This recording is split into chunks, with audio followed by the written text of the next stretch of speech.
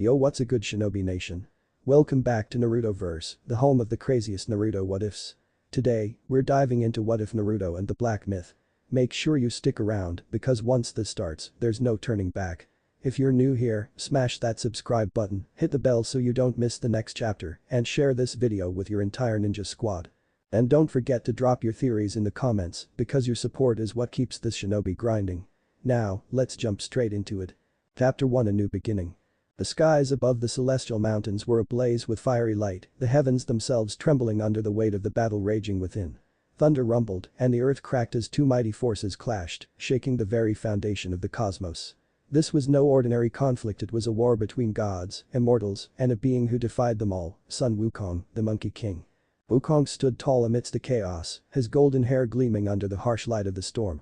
His body was adorned with battle scars, each one a testament to the countless wars he had fought, each one a reminder of the enemies he had vanquished.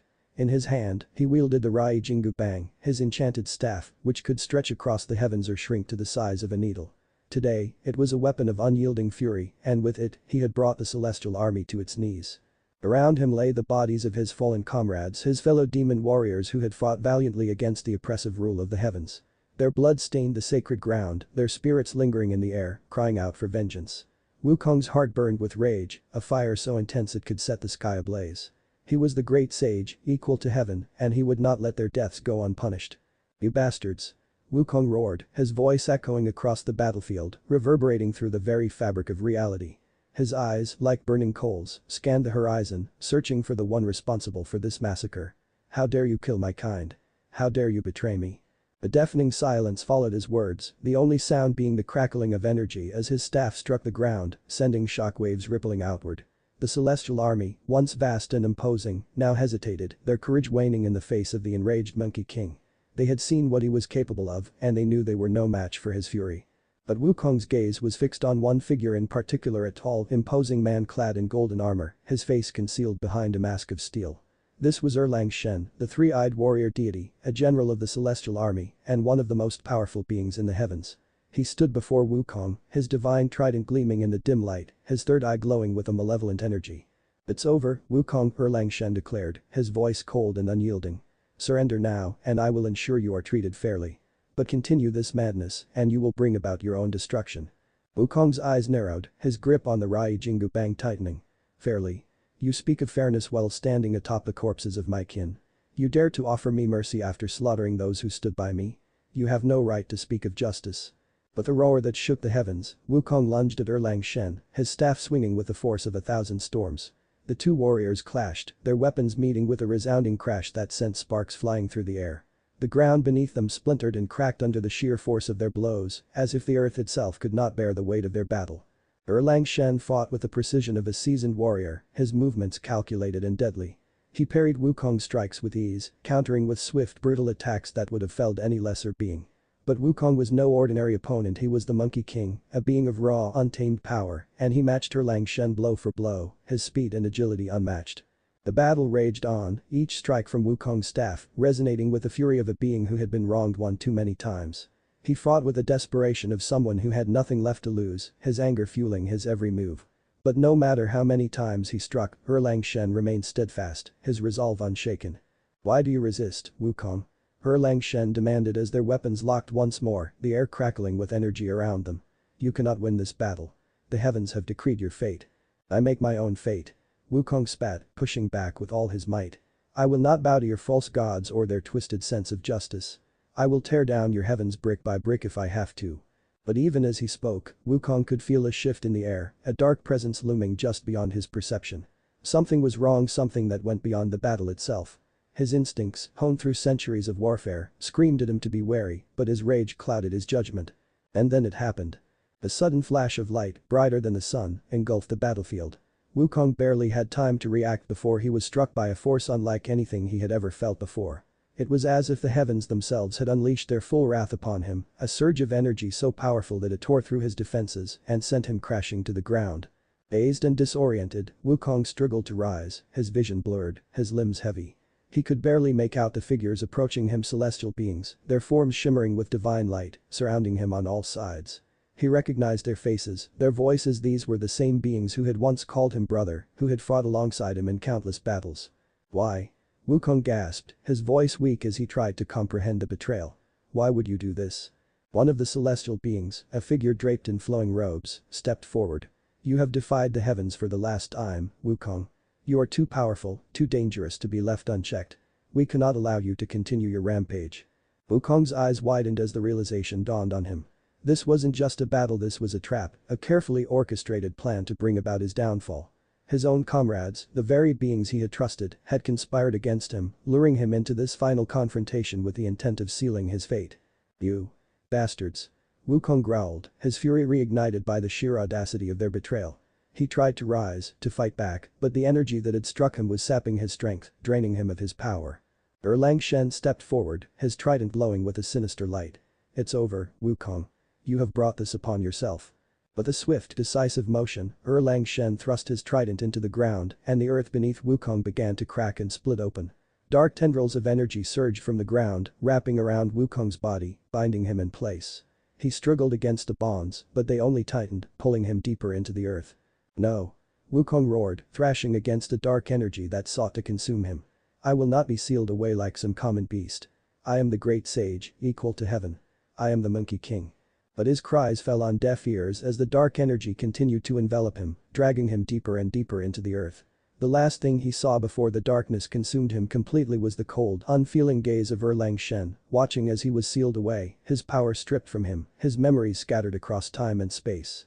And then, there was nothing. The sound of birds chirping filled the air as the morning sun rose over the quiet town of Kuo, casting a warm golden light over the streets. The peaceful scene was a far cry from the chaos and violence of the Celestial Mountains, a world away from the war that had raged there centuries ago. In a small apartment on the edge of town, a young man stirred in his bed, the light of the morning sun filtering through the curtains and gently waking him from his slumber. He blinked his blue eyes open, staring at the ceiling for a moment as the remnants of a strange dream faded from his mind. Naruto Uzumaki yawned and stretched, shaking off the lingering unease that clung to him from the dream. It had been the same one again, a dream of a battle, of a golden staff, of a voice screaming in rage and defiance. But as always, the details slipped away as soon as he tried to grasp them, leaving him with only a vague sense of familiarity and a deep, unshakable sadness. Just a dream, Naruto muttered to himself as he rolled out of bed, rubbing the sleep from his eyes. Nothing to worry about. He shook his head and forced a smile, determined not to let the strange dream ruin his day. Today was just like any other day. He had school, friends to hang out with, and maybe, if he was lucky, he'd get to eat his favorite ramen for lunch. As he went through his morning routine, the dream continued to nag at the back of his mind, but Naruto pushed it aside. He had no time for weird dreams. He had to get to Kuo Academy and meet up with his friends. With that thought in mind, Naruto finished getting ready and headed out the door, a bright smile on his face as he stepped into the warm morning sun. Today was going to be a good day, and nothing was going to change that. As the morning sun bathed Kuo Academy in a warm golden glow as students made their way through the gates, chatting and laughing, energized by the new day. Among the crowd was Naruto, who practically radiated enthusiasm. With his blonde hair spiked in all directions and a wide grin plastered on his face, Naruto was a beacon of positivity that brightened the mood of everyone around him. Good morning, everyone. Naruto called out, waving to his classmates as he walked through the schoolyard. His voice was as loud and cheerful as ever, drawing attention from all sides. Morning, Naruto. Several students responded, some with friendly waves, others with amused smiles. It was impossible to ignore the infectious energy he brought to the school. Naruto was in his second year at Kuo Academy, a prestigious private school known for its elite student body and hidden mysteries, though Naruto was blissfully unaware of the latter. To him, it was just another day of classes, hanging out with friends, and indulging in his love of ramen. He thrived in this environment, always eager to make new friends and help others, his kind nature endearing him to almost everyone he met. As he made his way toward Class 2B, Naruto's mind wandered to his plans for the day. He had an intense martial arts training session scheduled after school, and he couldn't wait to dive into it. He might not have been the best student academically, but when it came to martial arts, he was a natural, a fact that both puzzled and intrigued his sensei. "Boy, Naruto." A familiar voice called out from behind. Naruto turned around to see Issei Haidu, his best friend and constant companion, jogging to catch up with him. Issei, with his brown hair and slightly disheveled appearance, was grinning ear to ear, though there was an unmistakable glint of mischief in his eyes. "Issei. You're running late again, huh?" Naruto laughed, playfully punching his friend's shoulder. Yeah, but you know, I've got more important things on my mind, Issei replied with a wink, which could only mean one thing. Girls. Issei's reputation as a pervert was well known, but despite his antics, Naruto knew that deep down, Issei was a good person with a big heart. Don't tell me you were daydreaming about the girls in class again, Naruto teased as they walked side by side toward their classroom. Hey, a guy can dream, can't he? Issei shot back, not even bothering to deny it. But seriously, I've got a good feeling about today. Maybe I'll finally score a date. Naruto laughed. Well, good luck with that. Just don't get into too much trouble, okay? I'm not bailing you out again. The two friends bantered back and forth as they entered the school building, their laughter echoing down the halls. For Naruto, this was just another typical day, but something about the morning felt different. A slight unease gnawed at him, though he couldn't quite place it. By the time they reached Class 2B, most of the students were already settled in, chatting amongst themselves, or hurriedly finishing up homework. The classroom buzzed with the usual morning energy, with sunlight streaming through the windows, casting a warm glow over the desks. Naruto took his seat near the middle of the room, surrounded by a small group of friends who always seemed to gravitate toward him. Issei plopped down in the desk next to him, still grinning like a fool. Hey, Naruto, did you see the new transfer student? Asked a girl with short brown hair sitting in front of them. Her name was Aika Kiryu, a fellow classmate and one of the few girls who could tolerate Issei's constant perverted comments without batting an eye. Transfer student. Naruto tilted his head, curious. No, I didn't. Who is it? Some girl from overseas, Aika explained. She's really pretty, too. I heard she's already got a fan club. Great, another girl Issei's going to drool over, Naruto joked, giving Issei a sidelong glance. Hey, I can't help it if I appreciate beauty, Issei retorted, though his eyes lit up at the mention of a new pretty girl. The conversation shifted to the usual classroom chatter: homework, upcoming tests, weekend plans, but Naruto's mind drifted. For some reason, he couldn't shake the feeling that today was going to be different, though he didn't know why. As the morning classes began, Naruto found it increasingly hard to focus. His thoughts kept returning to the strange dreams he'd been having lately. In them, he wasn't just Naruto Uzumaki, the cheerful high school student. He was someone else, someone powerful and ancient, wielding a golden staff and fighting battles that seemed straight out of mythology. The dreams were so vivid, so real, that he sometimes woke up feeling like he was missing something important. He shook his head, trying to dispel the lingering unease. It's just a dream, he muttered under his breath. Nothing to worry about. But as he glanced out the window, the feeling of déjà vu struck him again, stronger this time. It was as if he'd been here before, seen these people, lived this life, and yet, something was different, out of place. By the time lunch rolled around, Naruto's mood had improved considerably. The strange feeling from earlier had faded, and now all he could think about was food, specifically, ramen. He grabbed his lunch and headed outside with Issei, eager to enjoy the warm weather. The two of them found their usual spot under a large cherry blossom tree, where they often ate lunch together. As they sat down, Naruto noticed a group of girls passing by, giggling and whispering to each other. One of them shot a glance in Issei's direction and quickly turned away, blushing. Looks like you've got an admirer, Issei, Naruto teased, nudging his friend. Eh? Really? Which one? Issei asked, perking up immediately and scanning the group with eager eyes. Naruto laughed, shaking his head. You're hopeless, man. They dug into their lunches, the conversation flowing easily between them. Naruto listened with half an ear as Issei rambled on about his latest crush, but his mind kept drifting to the occult research club. The club had always intrigued him, though he'd never been brave enough to check it out himself. He knew Rias Gremory, the club's president, was popular and well respected, but there was something about the club that felt off. Do you ever think about joining a club? Naruto asked suddenly, interrupting Issei's monologue. Huh? A club? Issei blinked, taken aback by the question. Not really. Why, are you thinking of joining one? Naruto shrugged. I dunno. I've been curious about the occult research club. It seems interesting, you know. Issei gave him a skeptical look. The occult research club? Isn't that for weirdos? I don't think so, Naruto replied, thoughtfully chewing on a piece of ramen. Rias Gremory is the president, and she's definitely not a weirdo. Plus, I've heard they do some cool stuff like investigating supernatural phenomena. Issei chuckled. Supernatural? Come on, Naruto, you don't actually believe in that stuff, do you? Naruto grinned sheepishly. Well, it's not like I've seen anything supernatural, but I dunno. It could be fun to find out. You're such a dreamer, Issei said, though there was no malice in his tone. But hey, if you're interested, why not check it out? Who knows, maybe you'll discover something cool. Naruto nodded, though he wasn't entirely sure what he was hoping to find. The idea of exploring the unknown intrigued him, but it also made him nervous. What if there was more to this world than he realized? What if his dreams were trying to tell him something? The rest of the school day passed without incident, though Naruto couldn't shake the feeling of anticipation building inside him. He was looking forward to his martial arts training. It was the one place where he could clear his mind and focus entirely on the present. After school, Naruto headed straight to the dojo, a small but well-maintained building located a short walk from the academy. The scent of tatami mats and the faint echo of training sessions greeted him as he entered, filling him with a sense of calm and familiarity. "Ah, Naruto, you're here," greeted the dojo master, an elderly man with a weathered face and sharp discerning eyes. His name was Master Hashino, and he had been Naruto's instructor for as long as he could remember. "Ready for today's session, Master?" Naruto replied with his trademark grin, already bouncing on his feet with excitement. Master Hashino chuckled. "Always eager, aren't you? Come, let's begin." They started with the usual warm-ups, moving on to sparring exercises soon after. Naruto loved the feeling of pushing his body to its limits, testing his reflexes, and honing his skills. But today, something felt different. His movements were sharper, faster, more fluid than ever before. It was as if his body remembered techniques he hadn't consciously learned. "Excellent, Naruto."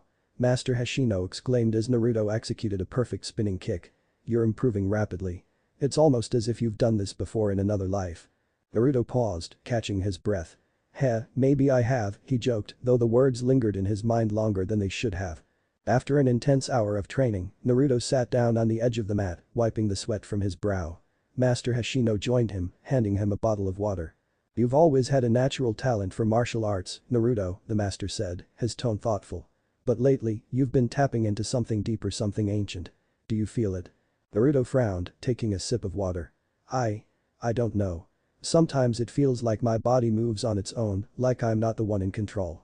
It's weird, but it feels right, you know." Master Hashino nodded slowly. "It's as if you're remembering something from a long time ago. You should trust your instincts, Naruto. They may lead you to discover who you truly are." Naruto looked at his master, surprised by the serious tone in his voice. "You think I'm something special?" "I know you are," Master Hashino replied with a small smile. "But what that means is for you to discover." The words echoed in Naruto's mind as he left the dojo that evening, the sun setting in the distance. He felt a strange mix of emotions: excitement, curiosity, and a hint of fear. What was his master hinting at? And why did those dreams feel so real? As Naruto made his way home, his thoughts were still swirling with questions. The streets were quiet, the soft glow of streetlights casting long shadows on the pavement. Naruto loved this time of day: peaceful, calm, with just the right amount of solitude. But tonight, something felt different. The air was heavy, almost electric, as if the world itself was holding its breath. Naruto slowed his pace, senses on high alert, though he couldn't pinpoint why. Just then, he spotted a familiar figure up ahead. It was Issei, standing by a vending machine, his back to Naruto. He seemed tense, his shoulders stiff, and Naruto frowned, wondering what could be bothering his friend. "Hey Issei." Naruto called out, jogging over. "What are you doing out here?" Issei turned around, startled. "And Naruto? What are you doing here?" "I was heading home from the dojo," Naruto explained, noticing the nervous look on Issei's face. "What about you? You seem off." Issei scratched the back of his head, trying to play it cool. "Oh, nothing. Just, thinking." Naruto raised an eyebrow, unconvinced. "Is this about that girl who asked you out today? You don't usually get this nervous about dates." Issei's eyes widened in surprise. "How did you?" "I'm not blind, Naruto chuckled. "But seriously, what's up? You're acting weird." Issei hesitated, then sighed. "It's just. I have this really bad feeling about it. Like something's gonna go wrong, but I don't know what." Naruto's own unease from earlier came rushing back, but he forced a smile. "Come on, Issei. It's probably just nerves. I'm sure everything will be fine." Issei didn't look convinced, but he nodded anyway. "Yeah, maybe you're right. I guess I'm just overthinking it." They walked together for a while, the silence between them oddly comforting. But deep down, Naruto couldn't shake the feeling that something big was about to happen, something that would change their lives forever. And as the night grew darker, the first threads of fate began to weave their intricate web around them. The next day as the sun rose over Kuo Academy, casting long shadows across the well-managed lawns and elegant buildings. The day had just begun, and students were already filling the hallways, heading to their classes, and catching up with friends. The peaceful atmosphere of the school belied the hidden world of devils, angels, and fallen angels that lingered just beneath the surface. Inside one of the quieter rooms of the academy, the air was filled with a different kind of tension, a strategic one. The room was tastefully decorated, with bookshelves lining the walls and a large ornate desk dominating the center. The focal point of the room, however, was the chessboard situated on a small table between two luxurious armchairs. Riaz Gremory, the crimson-haired president of the Occult Research Club and one of the most powerful devils in the underworld, was seated on one side of the board, her deep blue eyes focused intently on the game before her. Across from her sat Sona Sitri, a fellow devil, and the student council president, known for her sharp intellect and keen strategic mind. Both young women were poised, their faces calm as they contemplated their next moves, but the air between them crackled with the intensity of their rivalry. "I must say, Riaz, you've improved," Sona remarked as she moved her knight, capturing one of Riaz's pawns with a precise and calculated strike. "You're giving me a real challenge today." Riaz smiled, though her eyes remained fixed on the board. "You're not so bad yourself, Sona. But you know I never play just for fun. Every game is a chance to refine my strategy." Sona's eyes flicked up to meet Riaz, her expression thoughtful. "True. And I've noticed that you've been particularly focused lately. Is something on your mind?" Riaz leaned back in her chair, her fingers idly tracing the edge of a chess piece. "I've been keeping an eye on a certain student. Issei Haidu." "Issei Haidu?" Sona repeated, raising an eyebrow. "The perverted second year with a reputation for peeping on girls. What could possibly interest you about him?" Riaz's expression softened slightly, but her gaze remained serious. "There's more to him than meets the eye. I can sense something inside him, something powerful, dormant but ready to awaken. It's faint, but it's there." Sona leaned forward, intrigued. "You think he has potential?" "Definitely," Riaz confirmed, her voice steady. "I'm planning to make my move soon. I believe he could be a valuable addition to my peerage, but I want to be sure before I act." Sona nodded, considering Riaz's words carefully. "Interesting. If you're right, he could be quite the asset. But what about his friend? That blonde boy? Naruto Uzumaki, isn't it? He's always with Issei. Have you sensed anything from him?" Riaz's expression shifted slightly, a hint of puzzlement creeping into her usually confident demeanor. "Naruto Uzumaki. He's different. I've observed him a few times, and what's strange is that I can't sense anything from him at all. No aura, no energy, nothing. It's like he's a void." "A void?" Sona repeated, her curiosity piqued. "That's unusual. Even humans with no special abilities have some sort of presence, however faint. But you're saying he has none?" Riaz nodded, her brows furrowing. "Exactly. It's like he's completely ordinary, almost too ordinary. I've never encountered anyone like him before. It's as if he doesn't exist in our world." Sona considered this for a moment, her mind working through the implications. That could mean one of two things. Either he's truly just a normal human, or Riaz finished for her, he's something else entirely. Something hidden, even from us. The room fell silent as both girls contemplated the mystery of Naruto Uzumaki. While Sona's thoughts drifted to the strategic possibilities, Riaz found herself more intrigued than ever. What kind of person could exist without leaving even the smallest trace of an aura? And why did Naruto's presence feel so completely and utterly normal? "I think I'll keep watching him as well," Riaz decided finally, moving one of her pieces on the board. "But for now, my focus is on Issei. His power could be a game changer." Sona smiled, a hint of admiration in her eyes. "You always did have a knack for finding diamonds in the rough, Riaz. I'll be interested to see how this plays out." Their conversation shifted back to the game, the pieces on the board moving with careful deliberation. But even as they played, both Riaz and Sona couldn't shake the feeling that something important was on the horizon, something that involved both Issei and Naruto in ways they couldn't yet understand. While Riaz and Sona were deep in their chess match, Naruto was oblivious to the quiet deliberations that were taking place.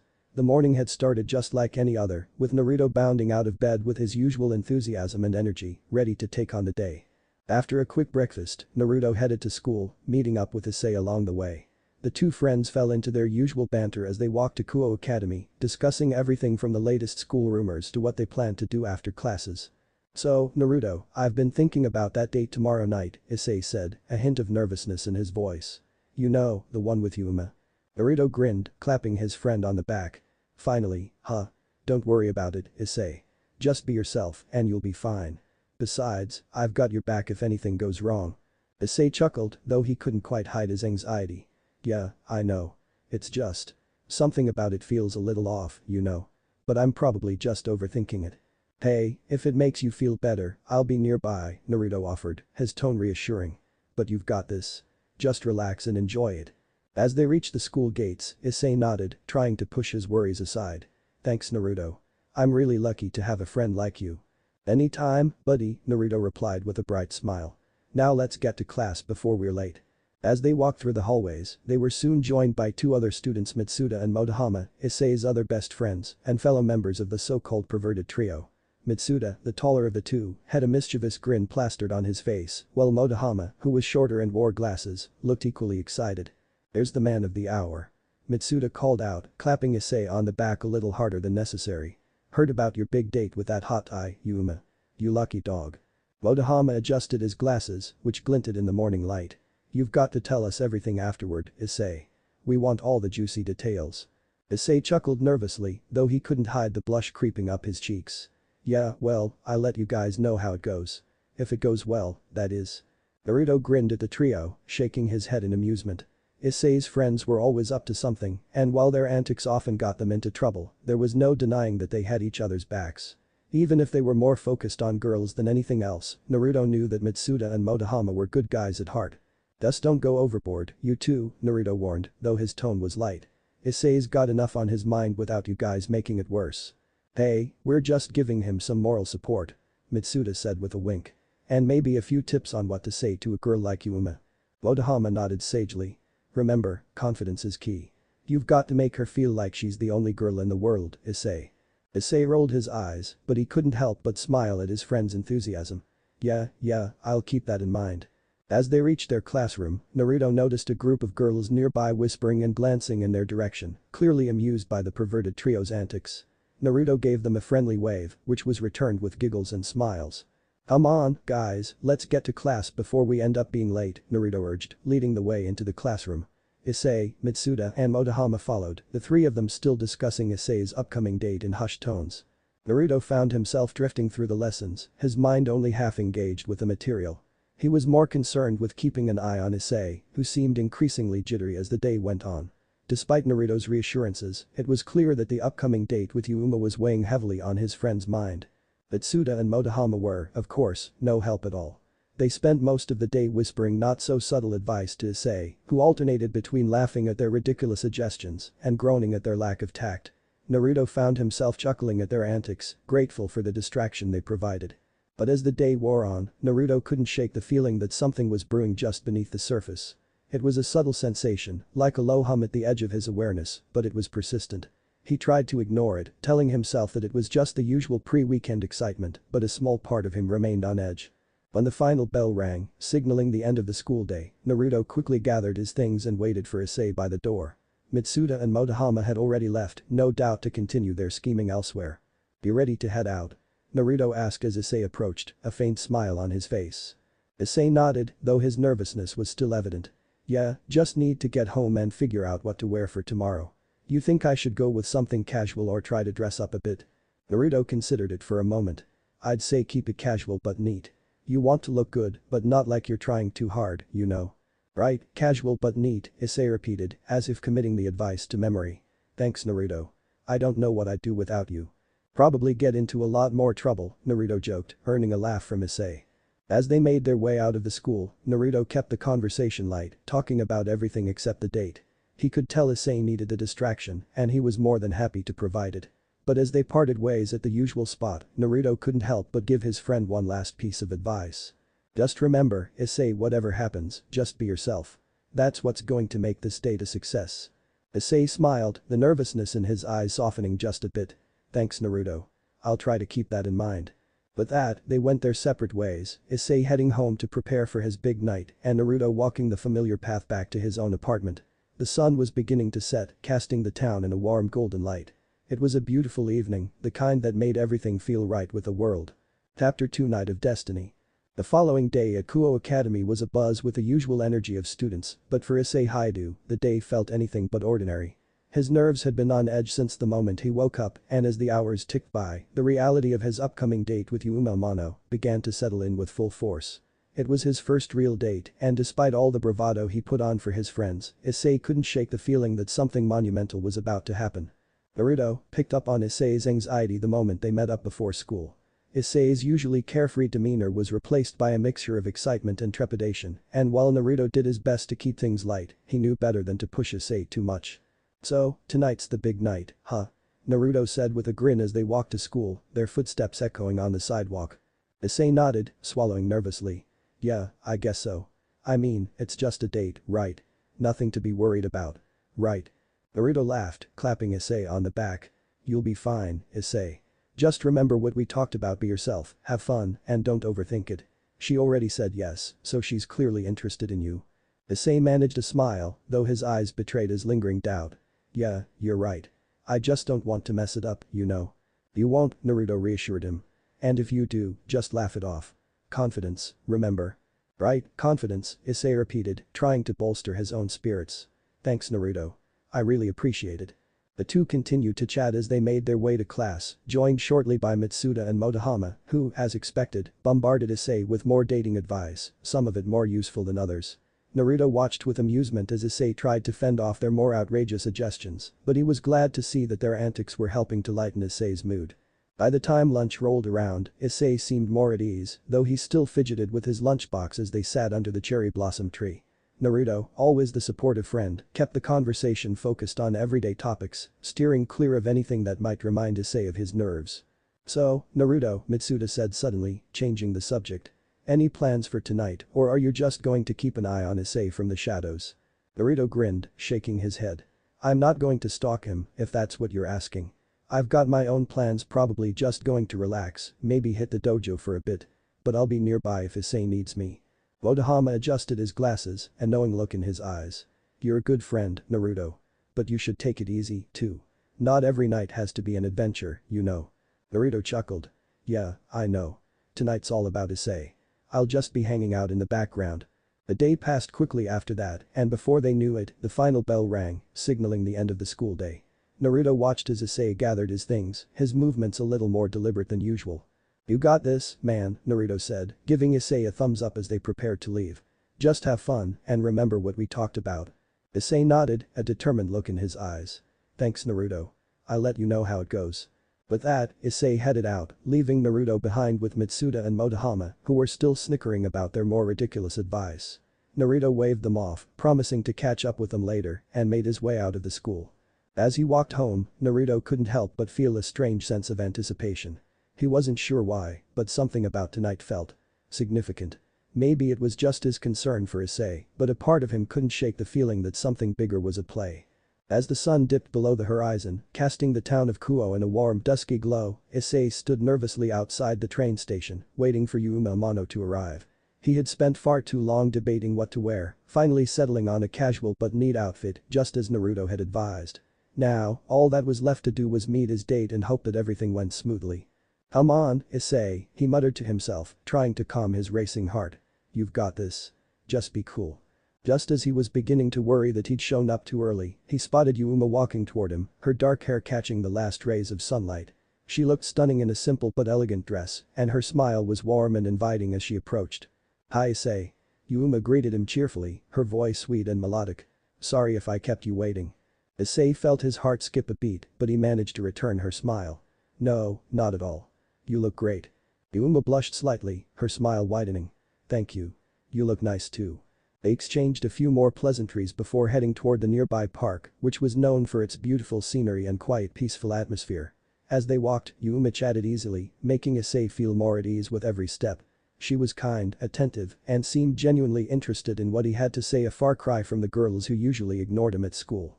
For a while, everything seemed perfect. The conversation flowed naturally, and Issei found himself relaxing, his earlier nerves all but forgotten. He even managed to make Yuma laugh a few times, which filled him with a sense of accomplishment. But as the evening wore on and the sun disappeared completely, leaving the park bathed in the soft glow of streetlights, a strange feeling began to creep into Issei's mind. It was subtle at first, like a whisper at the edge of his consciousness, but it grew stronger with each passing minute. Yuma must have noticed his shift in mood because she suddenly stopped and turned to face him, her expression serious. Issei, can I ask you something? She said, her voice soft but carrying an undertone of something Issei couldn't quite place.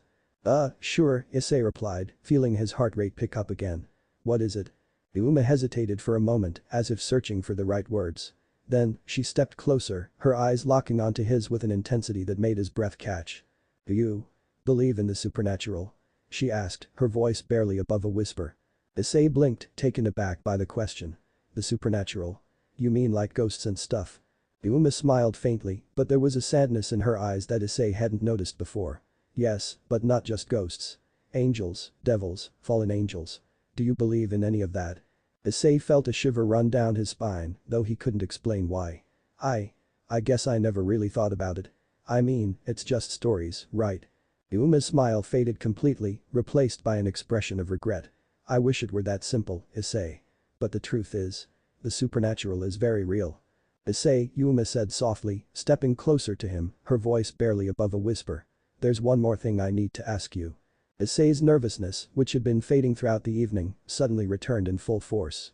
What is it, Yuma? You can ask me anything. Yuma hesitated, her eyes locking onto his with an intensity that made his breath catch. She took another step forward, closing the distance between them until she was right in front of him. She reached out and gently took his hands in hers, her touch warm and soft. Issei. Would you do something for me? She asked, her voice trembling slightly. Issei's heart pounded in his chest. He could feel the warmth of her hands, the softness of her breath as she stood so close. Of course, Yuma. I'd do anything for you. Yuma's smile was bittersweet, almost sad, as she looked up at him. Then. Would you die for me? The words hit Issei like a sledgehammer, knocking the breath out of him. His mind reeled, trying to make sense of what she had just said. What? Die for you? What are you talking about? Before he could pull away, Yuma's grip on his hands tightened, and her expression shifted from sadness to something far darker. Her eyes, once filled with warmth, were now cold and unfeeling, and the sweet girl he had spent the evening with seemed to vanish before his eyes. Thank you, Issei, Yuma whispered, her voice now carrying an eerie, otherworldly tone. I knew you'd understand. In a flash, everything changed. The warm, gentle girl was gone, replaced by something terrifying. Black, feathered wings erupted from her back, unfurling to their full span, and her innocent smile twisted into a cruel, mocking grin. Her clothes transformed into a dark, revealing outfit that seemed to radiate malevolent energy. Issei's heart stopped as he watched the transformation, his mind struggling to process what was happening. For a second he was sure he had saw a pair of breasts. Yuma. What's going on? What are you? Issei's voice trembled, fear taking hold as he took a step back, trying to escape the grip she still held on his hands. The girl who was now revealed as Rainer, a fallen angel, laughed softly, her eyes glinting with sadistic pleasure. Poor, sweet Issei. You really thought you were special, didn't you? That you were going to get the girl of your dreams? She released his hands and took a step back, summoning a spear of light that crackled with energy, illuminating the dark surroundings. Issei stared at the weapon in horror, his mind screaming at him to run, but his body refused to move. Why? Issei stammered, his voice shaking. Why are you doing this? Rainer tilted her head, her expression almost pitying. Because you're a threat, Issei. There's something inside you, something powerful that could be very dangerous if it awakens. And it's my job to make sure that never happens. Issei's legs finally obeyed his mind's frantic commands, and he tried to back away, but Rainer was faster. In an instant, she was in front of him, the spear of light aimed directly at his chest. Goodbye, Issei, she said coldly, no trace of the girl he had known left in her voice. Before he could react, Rainer thrust the spear forward, impaling Issei through the chest. The world seemed to slow down as the searing pain tore through him, his body going numb as the light from the spear consumed him. Issei's vision blurred, the edges of his consciousness darkening as he felt his life slipping away. The last thing he saw before everything went black was Rainer's cruel smile, and the thought that he had been so close to something real, something good, only for it to be ripped away in an instant. But even as the darkness closed in, a small, desperate thought flickered in his mind, a plea, a cry for help, for someone, anyone, to save him. And then, as if in response to his silent plea, a soft, soothing voice echoed in the depths of his consciousness. Do you wish to live? Issei's fading mind latched onto the voice, a glimmer of hope in the overwhelming darkness. Do you wish to be saved? Yes, Issei thought, the word echoing in his mind, though he lacked the strength to say it aloud. Please. I don't want to die. The voice, gentle yet powerful, resonated through his being. Then, I shall give you a second chance. In the next instant, the pain began to fade, replaced by a strange warmth that spread through his body. The darkness that had been closing in around him retreated, and a soft golden light enveloped him, cradling him in its warmth. Issei's consciousness slipped away entirely, and everything went black. The sound of birds chirping outside the window gently stirred Issei from his sleep. He groaned softly, rubbing his eyes as he slowly woke up. The morning sunlight streamed into his room, casting a warm glow across his bed. For a moment, he lay there, staring at the ceiling, trying to piece together the fragments of the strange, unsettling dream he had just experienced. He remembered bits and pieces. Yuma, the girl he had gone on a date with, had suddenly turned into something terrifying. A fallen angel. There was a spear of light, a flash of pain, and then. Nothing. The dream had been so vivid, so real, but now, in the light of day, it felt distant, like a fading memory. Issei sighed, pushing himself up to sit on the edge of his bed. Man, what a weird dream. Shaking his head, he stood up and stretched, trying to shake off the lingering unease. I really need to stop watching creepy movies before bed, he muttered to himself as he headed to the bathroom to get ready for school. As he brushed his teeth, Issei's mind kept drifting back to Yuma. The dream had been so vivid that he could still picture her smile, hear her voice. He couldn't help but wonder what she was doing now. After all, the date had real, hadn't it? With that thought in mind, Issei finished getting ready, grabbed his bag, and headed downstairs. His parents were already gone for the day, leaving him alone in the house as usual. He quickly grabbed a piece of toast, stuffed it into his mouth, and dashed out the door. As he made his way to school, Issei's thoughts kept circling back to Yuma. He decided to ask his friends about her, just to see if they remembered her too. After all, they had all talked about the date before it happened. Surely, they'd remember, right? When he arrived at school, he was greeted by the usual bustle of students rushing to their classes. Spotting Mitsuda and Motohama near the entrance, Issei quickly made his way over to them. "Hey, guys." Issei called out, waving as he approached. "Do you remember Yuma? The girl I went on a date with yesterday?" Mitsuda and Motohama exchanged confused looks before turning back to Issei. "Yuma?" Mitsuda repeated, scratching his head. "Who's that?" Motohama adjusted his glasses, looking equally puzzled. "Yeah, Issei, who are you talking about? I don't remember any girl named Yuma." Issei felt a chill run down his spine. "You guys.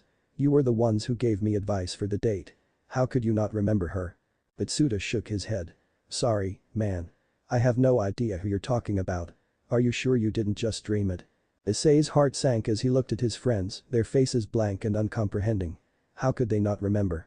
The date was real, he was sure of it. But now, it seemed like he was the only one who had any memory of Yuma at all. Before he could question them further, a familiar voice called out to him from behind. "Issei." Issei turned around to see Naruto Uzumaki jogging over, a wide grin on his face as always. The blonde-haired boy was full of energy, his bright blue eyes shining with curiosity. "Naruto, hey," Issei greeted him, trying to hide his confusion. "What's up?" Naruto came to a stop in front of him, still grinning. "So, how'd it go, man? How was the big date?" Issei blinked in surprise. You remember? You remember Yuma?" Naruto gave him a strange look. Yeah. Of course, I remember. You told me all about it yesterday, remember? So, how'd it go? Did you score a second date?" Issei's confusion deepened. No one else remembers her. They all act like she never existed. Naruto frowned, glancing over at Mitsuda and Motohama, who were still standing nearby. "What? That's weird. Maybe everyone's just playing a prank on you or something. You know how these guys are." Issei looked at his friends, who were now shrugging and shaking their heads, clearly just as confused as he was. "But it doesn't make sense. Why would they forget her?" Naruto shrugged. "Beats me. But hey, don't worry about it too much. Maybe it's just one of those weird things. People forget stuff all the time, right?" Before Issei could respond, the sound of footsteps on the stairs caught their attention. All four boys turned to see Ria's Gremory descending the staircase, her crimson hair flowing gracefully behind her. She moved with an air of elegance and confidence that always seemed to draw the attention of everyone around her. Issei, Mitsuda, and Motohama all fell silent, watching as she passed by. Rias glanced at the group, her eyes briefly meeting Issei's before she continued her way. But as she overheard Naruto's next words, she hesitated, her expression briefly faltering. "So, seriously, Issei," Naruto pressed, his voice a little louder than necessary. "Did you get a second date with Yuma?" Ria stopped in her tracks for just a split second, a look of shock flashing across her face, before she quickly composed herself and continued walking. Issei, who had been about to respond to Naruto, caught the brief change in Ria's demeanor and felt his confusion deepen even further. "No," Issei finally replied, his voice uncertain. She just disappeared." Naruto frowned, clearly puzzled. "Weird. Maybe she had to leave town or something. But still, that doesn't explain why no one else remembers her." Issei nodded, his thoughts swirling with unanswered questions. "Yeah. It's like she just vanished from everyone's memory. Except for you." Naruto clapped Issei on the back, trying to lighten the mood. "Well, whatever it is, we'll figure it out. And hey, if you don't get another date with her, there's plenty of other fish in the sea, right?" Issei managed a weak smile, though the unease in his chest hadn't gone away. "Yeah. I guess so." As the boys continued their conversation, Rias walked away, her mind racing. She had heard Naruto mention Yuma's name, something that should have been impossible. Rainer's presence had been erased from everyone's memory, as was the case with most supernatural events involving humans. Yet Naruto, a seemingly ordinary human, had remembered her. Ria's eyes narrowed slightly as she pondered this new development. Naruto Uzumaki was becoming more of a mystery by the day, and she knew she couldn't afford to ignore it any longer. As she walked away, Ria's resolved to keep a closer eye on both Issei and Naruto. Something strange was happening, and she intended to find out what it was. The rest of the school day passed in a strange blur for Issei.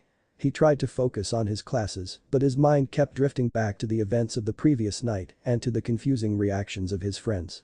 No one seemed to remember Yuma except for Naruto, who brushed off the whole situation as if it were just a strange quirk of memory. But Issei knew something was wrong. The more he thought about it, the more certain he became that it hadn't just been a dream.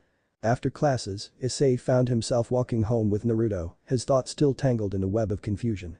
The afternoon sun cast long shadows on the sidewalk and the usual chatter and laughter of students filled the air. But for Issei, everything felt slightly off, like he was seeing the world through a distorted lens. "So, any plans for tonight?" Naruto asked casually, breaking the silence. Issei shook his head, trying to push his troubled thoughts aside. "Not really. I think I'm just going to head home and try to figure out what's going on." Naruto gave him a sympathetic look. "You're still hung up on that, huh? Look, man, maybe it's just one of those weird things, you know. Like a glitch in the Matrix or something." Issei managed a small smile at Naruto's attempt to lighten the mood, but the unease in his chest remained. "Yeah. Maybe." Naruto's expression grew concerned. "I know it's weird that no one else remembers her, but maybe there's a reasonable explanation." Issei shook his head. "No, I need to know for sure. What if it wasn't just a dream? What if something really happened and I'm not just imagining things?" Naruto studied Issei's face for a moment before nodding slowly. "Okay. What do you want to do?" "I want to go back to the park," Issei said, determination in his voice. "I need to see if there's anything there, anything that can prove what happened." Naruto considered this for a moment before grinning. "Alright, let's do it. We'll go check it out together." Relief washed over Issei as he realized that Naruto believed him or at least was willing to go along with his plan. Together, they made their way out of the school and headed toward the park where everything had gone wrong the night before. The sun was beginning to set as Issei and Naruto arrived at the park. The air was cool and still, and the shadows cast by the trees seemed longer and darker than usual. The park, usually a place of peace and relaxation, now felt ominous, filled with the echoes of the nightmare that Issei couldn't shake. The two boys walked slowly along the path, their eyes scanning the area for anything out of the ordinary. Issei's heart pounded in his chest as they approached the fountain where he had met Yuma. Every step closer brought back memories of the night before, the laughter, the conversation, and then the sudden shift into terror. "This is where it happened," Issei said quietly as they reached the spot. He looked around, half expecting to see some sign of the battle that had taken place, but everything looked perfectly normal. Naruto glanced around too, his expression serious. "So, what exactly are we looking for?" "I'm not sure," Issei admitted, frustration creeping into his voice. I thought there might be something. Anything that would prove it wasn't just a dream." Naruto nodded, understanding. "Let's look around a bit more. Maybe there's something we missed." They began to search the area more thoroughly, checking behind bushes, under benches, and around the fountain. Issei's anxiety grew with each passing minute, the park's eerie silence only heightening his sense of unease. Naruto walked slightly ahead of Issei, his eyes scanning the area with a focused intensity. He wasn't sure what they were looking for, but the strange stain near the fountain had unsettled him. It was almost like a piece of another reality had bled into their own, leaving behind a mark that shouldn't have existed. As they reached the edge of the park, Naruto suddenly felt a sharp pain in his head. He winced, pressing a hand to his temple as flashes of images and sensations flooded his mind.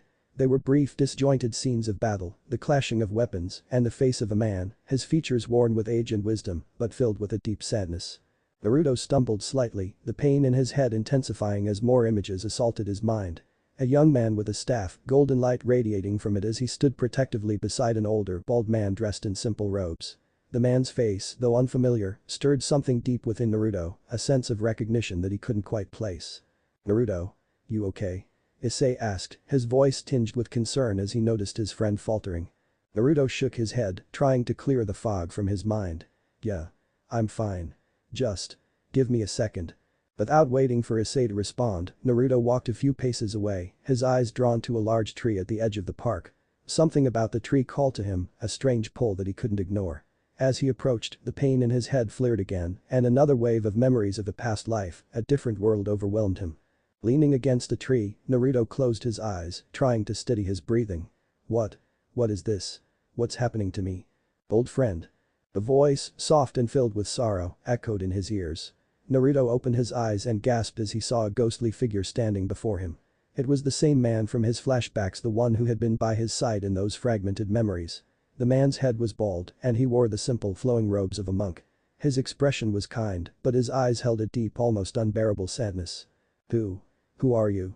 Naruto demanded, his voice trembling. And what are you doing in my head? The ghostly figure smiled gently, but there was a sadness in his eyes that seemed to weigh down the very air around him. It's true then. You have returned after all these years. Returned? What are you talking about? Naruto took a step back, his heart racing. And who the heck is this bold guy? You got the wrong person, pal. The man's smile faded slightly and he shook his head. You don't remember, do you? But that's to be expected. The memories of a past life are often buried deep, hidden away until the right time. Naruto frowned, the pain in his head still throbbing. Past life? What are you talking about? Who are you? The man's eyes softened as he looked at Naruto. I am Tang Sanzang, the monk who once journeyed with you, seeking enlightenment. You were my protector, my disciple. My friend. But you were also more than that, Naruto, or should I say, Sun Wukong, the Monkey King, great sage, equal to heaven. The words hit Naruto like a sledgehammer and suddenly, the fragmented memories began to come together. He saw himself in another time, another place, a fierce warrior with golden hair, wielding a staff of incredible power.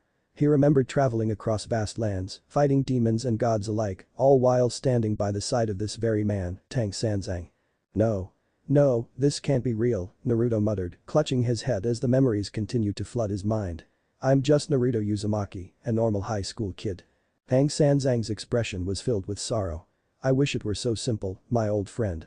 But you have been reborn in a world that is far different from the one we once knew. The world is not as it used to be, and the challenges you will face now are unlike any we encountered before. Naruto squeezed his eyes shut, the pain in his head intensifying. Why? Why does my head hurt so much? Why are these memories coming back now? Before Tang Sanzang could answer, the sky above them began to change. The soft twilight hues of the evening were replaced by a dark ominous purple, and the air grew heavy with an unnatural energy. Naruto's eyes snapped open as he felt the shift and he turned to look back at Issei, only to see his friend screaming and running away from a shadowy figure. Issei! Naruto shouted, but when he turned back to Tang Sanzang, the ghostly figure was gone, leaving him alone by the tree. There was no time to process what had just happened. The only thing on Naruto's mind was getting to Issei. He sprinted across the park, his heart pounding with a mixture of fear and anger. As he approached, he could see the source of Issei's terror, a tall, menacing man dressed in dark robes, with a strange wide-brimmed hat that obscured most of his face. The man's presence exuded malice, and Naruto could feel the dark energy irradiating from him. Issei, run! Naruto shouted. Issei was shaking, his face pale with fear. And Naruto, that guy. He just appeared out of nowhere. He said, trying to run towards Naruto. You should have stayed with your master, little devil, the man sneered, his voice dripping with contempt. With a swift motion, he hurled the spear directly at Issei. Naruto's eyes widened in horror as the spear flew through the air, too fast for him to react. It struck Issei in the stomach, the force of the blow sending him crashing to the ground. Issei gasped in pain, blood pouring from the wound as he clutched his stomach, his face pale and stricken with shock. Issei! Naruto screamed, rushing toward his friend, but stopping short as the man in the hat stepped between them. The man's back was now illuminated by the glow of the spear, revealing large black wings unfurling from his back, fallen angel wings. The fallen angel looked down at Issei with disdain, then turned his attention to Naruto, his expression shifting to one of confusion. What's this? Why is a human here? He sneered, a dark smirk playing on his lips. No matter. I can't leave any witnesses. Naruto's heart pounded in his chest as he stared at Issei, who was bleeding out in front of him. Rage, fear, and confusion all warred within him as he glared at the fallen angel. What the hell did you do to him? Naruto shouted, his voice shaking with anger. The fallen angel, Donosike smirked, his wings flaring out as he prepared another attack. You should have run, human. Now you'll die along with him. Donosike thrust his hand forward, sending a blast of dark energy directly at Naruto. The attack struck him square in the chest, but instead of causing any harm, the energy bounced off him, leaving not even a scratch. Naruto looked down in shock, his body completely unscathed. Donosike's smirk faltered, replaced by a look of confusion and frustration. What? How? As the sky above them suddenly darkened, swirling with ominous clouds as thunder rumbled in the distance. The air crackled with electricity, and a golden light began to glow around Naruto, forming the shape of a cross that engulfed him in its radiance. The light grew brighter, more intense, until it was almost blinding. Onisik took a step back, his eyes wide with fear and confusion. What the hell? What are you? Naruto's eyes snapped open, glowing with an intense blue light, his pupils now tinged with a golden hue. His entire body radiated power, and as he reached out with his hands, it was as if he was gripping an invisible staff. The world around them seemed to freeze, and in that moment, a wave of energy rippled out from Naruto, reverberating through the fabric of reality itself. All across the world, gods, celestial beings, and powerful entities alike felt the disturbance of presence they had not sensed in eons. The Monkey King, Sun Wukong, had returned. Onisik, now trembling with fear, stumbled backward. Impossible. This can't be happening. Naruto, still holding the invisible staff, stepped forward, his expression filled with a calm fury. You hurt my friend. And you won't get away with it.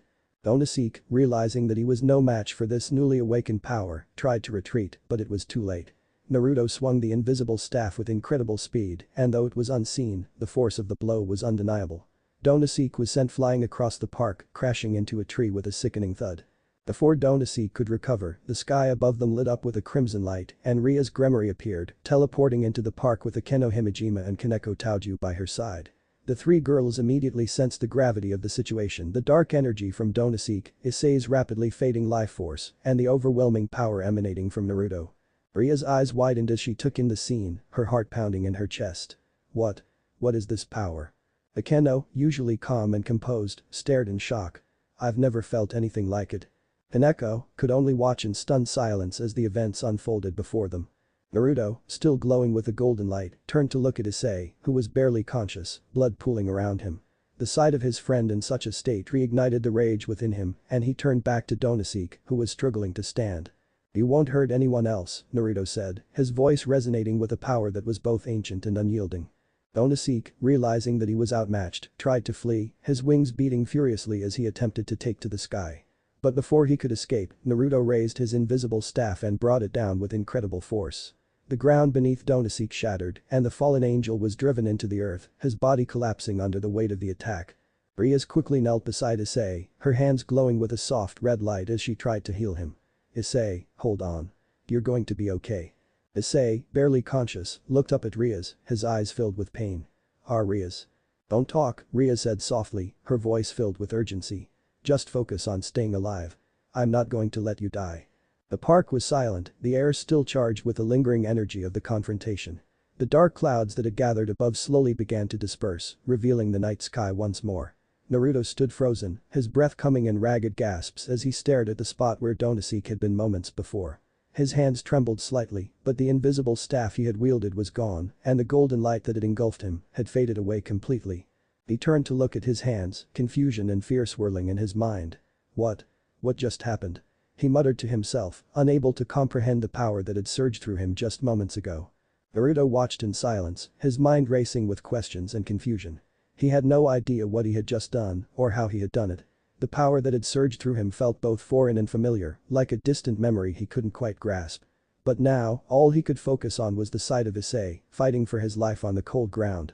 As Rias continued to work, Akeno Himejima and Kaneko Taoju approached, their expressions a mixture of shock and concern. Akeno's usual calm demeanor was replaced with a serious frown as she looked at Naruto. Naruto, Akeno began, her voice soft but insistent. What just happened? What did you do? Naruto shook his head, still staring at his trembling hands. I don't know. 1 minute I was trying to protect Issei, and then everything went crazy. It's like something took over me, but I don't remember any of it. Kaneko, who had been watching him with a wary gaze, finally spoke up. That power. It wasn't anything like a devil's. It was something different. Something ancient. Naruto's heart raced as he tried to make sense of it all. I don't know what that was. I swear, I don't remember any of it. All I know is that I wanted to protect Issei. Rias, who had been focusing on healing Issei, glanced up at Naruto, her eyes filled with both curiosity and concern. Naruto, I believe you. But this power. It's not something that can be ignored. We need to figure out what's happening to you. Naruto nodded slowly, still feeling the weight of the unknown pressing down on him. I don't want anyone else to get hurt. Whatever this is, I don't understand it, but if it means protecting the people I care about, I'll do whatever it takes. Rias offered him a reassuring smile. We'll figure this out together, Naruto. You're not alone in this. As the tension in the air slowly began to dissipate, Rias turned her attention back to Issei, whose breathing had begun to stabilize. The healing light from Ria's hands continued to work, slowly mending the damage done by Donaseek's spear. Bakeno and Kaneko kept a watchful eye on the area, making sure there were no other threats lurking in the shadows. The park, once filled with danger and darkness, now felt eerily quiet, as if the world itself was holding its breath. Finally, after what felt like an eternity, Rias let out a sigh of relief as Issei's wounds closed completely. The color began to return to his face, and his breathing evened out. Rias gently brushed a strand of hair away from his forehead, her expression softening. "He's going to be okay," Rias said, her voice filled with relief. "He'll need some time to recover, but he's out of danger." Naruto let out a breath he didn't realize he had been holding, a wave of relief washing over him. "Thank you, Rias. Thank you for saving him." Rias nodded, still looking at Issei with concern. "He's part of my peerage now, Naruto. I won't let anything happen to him." Naruto looked puzzled and asked, "What's a peerage?" Rias smiled and replied, "Well. I'm a devil from the House of Gremory." Naruto nodded slowly, "Right. Let's get Issei out of here first, then you can tell me more about this peerage and the House of Gremory." Rias nodded her head. As the night grew darker, Naruto carried Issei back to safety. The events of the evening had left everyone shaken, but the questions surrounding Naruto's mysterious power remained at the forefront of their minds. Naruto, still unsure of what had just happened, couldn't help but feel a deep sense of unease. The memories that had briefly flashed through his mind, the overwhelming power that had surged through him, it was all too much to process. But as they made their way back, one thing was clear: whatever had been awakened within Naruto was only the beginning, and the answers they sought would change everything they thought they knew. The Monkey King had returned. And with his return, the balance of the supernatural world had been irrevocably altered. Chapter 3: Past Memories. Issei's consciousness drifted slowly from the depths of sleep to the edge of wakefulness. The warmth of his bed and the softness of the sheets made him want to stay curled up and comfortable, but something felt different, unfamiliar. The scent of vanilla and roses filled his senses, a fragrance that wasn't normally part of his morning routine. His eyes fluttered open, and for a moment, he just stared at the ceiling, trying to shake off the remnants of a strange, disjointed dream. Memories of the previous night flickered through his mind: the attack by the fallen angel, the searing pain, Naruto's impossible power, and then darkness. He groaned softly, trying to make sense of it all. Was it just a dream? As he turned his head to the side, his heart nearly stopped. There, lying beside him in bed, was Rias Gremory, completely naked, with her long crimson hair cascading over the pillow. Her soft porcelain skin practically glowed in the early morning light, and she had a serene expression on her face, as if this was the most natural thing in the world. Issei's eyes widened, and he felt his face flush a deep crimson. What the? His sudden exclamation caused Rias to stir. She opened her eyes slowly, her deep blue gaze locking onto his. For a moment, there was silence as they simply stared at each other, the reality of the situation sinking in. "Good morning, Issei," Rias said softly, her voice carrying a hint of amusement. She stretched slightly, the movement drawing Issei's attention to the curves of her body. Issei's mind raced, and he quickly pulled the sheets up to cover himself, though it did nothing to hide the fact that Rias was still very much naked beside him. "Gee, good morning. What are you doing here? And why are you?" Rias chuckled, her expression warm and calm, as if this were the most natural thing in the world. "Relax, Issei. There's nothing to be embarrassed about." Issei blinked, his heart pounding in his chest. "And nothing to be embarrassed about. You're naked. In my bed." Rias smiled gently, sitting up slightly as she kept the sheets draped over her. "Yes, I am. And so are you." Issei glanced down, realizing that he, too, was completely naked under the covers. His face turned even redder as he struggled to process what was happening. What's going on? How did we? Rias placed a reassuring hand on his shoulder, her touch warm and calming. "Issei, you were hurt very badly last night. You were on the brink of death, but I saved you." Issei's eyes widened as the memories of the previous night came rushing back. The attack, the pain, Naruto's power, and then the darkness that had consumed him. He remembered the spear of light, the sensation of dying, and then nothing. "So it wasn't a dream," Issei murmured, his voice filled with a mix of disbelief and awe. I'm really a devil now." Rias nodded, her expression serious but gentle. "Yes, you are. You're part of my peerage now, Issei. That means you're one of my servants, but more importantly, you're part of a new family. I'll teach you everything you need to know about being a devil and help you unlock the potential of your sacred gear." Issei stared at her, his mind spinning with the enormity of what she was saying. "Sacred gear? What's that?" Rias smiled softly, her eyes warm. A sacred gear is a unique ability that only a few possess. It's what made you a target for the fallen angel, and it's also what makes you special. We'll explore it together, but for now, just focus on recovering. Issei nodded slowly, still trying to process everything. The idea of being a devil, having a sacred gear, and being part of Ria's peerage was all so overwhelming. But as he looked into Ria's eyes, he felt a strange sense of calm. Despite the insanity of the situation, there was something comforting about her presence. "But why are you in my bed?" Issei asked, his voice trembling slightly as he tried to maintain some semblance of composure. Ria chuckled softly, her expression amused. "It's to help heal your injuries." Issei blinked, trying to wrap his head around the concept. "So, this is normal?" Ria nodded. "In our world, yes. But if it makes you uncomfortable, I can leave." Issei quickly shook his head, his cheeks still flushed. "And no. It's not that. I mean, I'm just not used to this." Ria smiled gently, clearly enjoying his flustered reaction. "That's understandable. But there's nothing to be afraid of, Issei. We're connected now, and I'm here to help you." Issei took a deep breath, trying to steady his nerves. "Okay. I think I get it. But what happens now?" Ria's expression grew more serious as she considered his question. "For now, you need to rest and let your body fully recover. After that, we'll start training you to use your sacred gear and understand your new abilities. There's a lot to learn, but I'll be with you every step of the way." Issei nodded, feeling a mix of excitement and trepidation. His life had changed in ways he could never have imagined, but at least he wasn't facing it alone. Ria's was there to guide him, and he found comfort in that. Ria's gave him one last reassuring smile before gracefully slipping out of bed. She reached for a robe that had been draped over a nearby chair and wrapped it around herself. "I'll give you some time to get dressed. When you're ready, come downstairs. There's much to discuss." Issei nodded, watching as she left the room, her presence leaving a strange void in her absence. As he sat there, the reality of his new life began to sink in. He was no longer just an ordinary high school student, he was a devil, part of a world he had never even dreamed existed. And somehow, despite the fear and confusion, he felt a spark of excitement. This was the beginning of something new, something incredible. And he was ready to face whatever came next. As he got out of bed and began to dress, he couldn't help but wonder what the future held. But one thing was certain, his life would never be the same again. As the morning sun rose over Kuo Academy, Naruto found himself walking through the familiar school gates, yet everything felt different. The events of the previous night lingered in his mind, but they were hazy, like a half-remembered dream that refused to fully reveal itself. He remembered the park, Issei being attacked, and then nothing. A blur of sensations and emotions that he couldn't quite piece together. He tried to focus on the normalcy of the school day, the routine that had always been a comfort to him. But as he made his way to class, the chatter of his fellow students and the bustle of morning activities felt strangely distant, like he was watching it all from behind a pane of glass. As he entered his classroom, Naruto was greeted by the usual crowd of classmates. Some were already in their seats, chatting animatedly about the latest gossip or their weekend plans. But for once, Naruto wasn't in the mood to join in. He felt disconnected, his thoughts too tangled to engage in the usual banter. "Hey Naruto," a voice called out, snapping him out of his daze. Naruto turned to see Kibayudo, one of the most popular boys in school, approaching him with a friendly smile. "You okay? You look like you didn't get much sleep."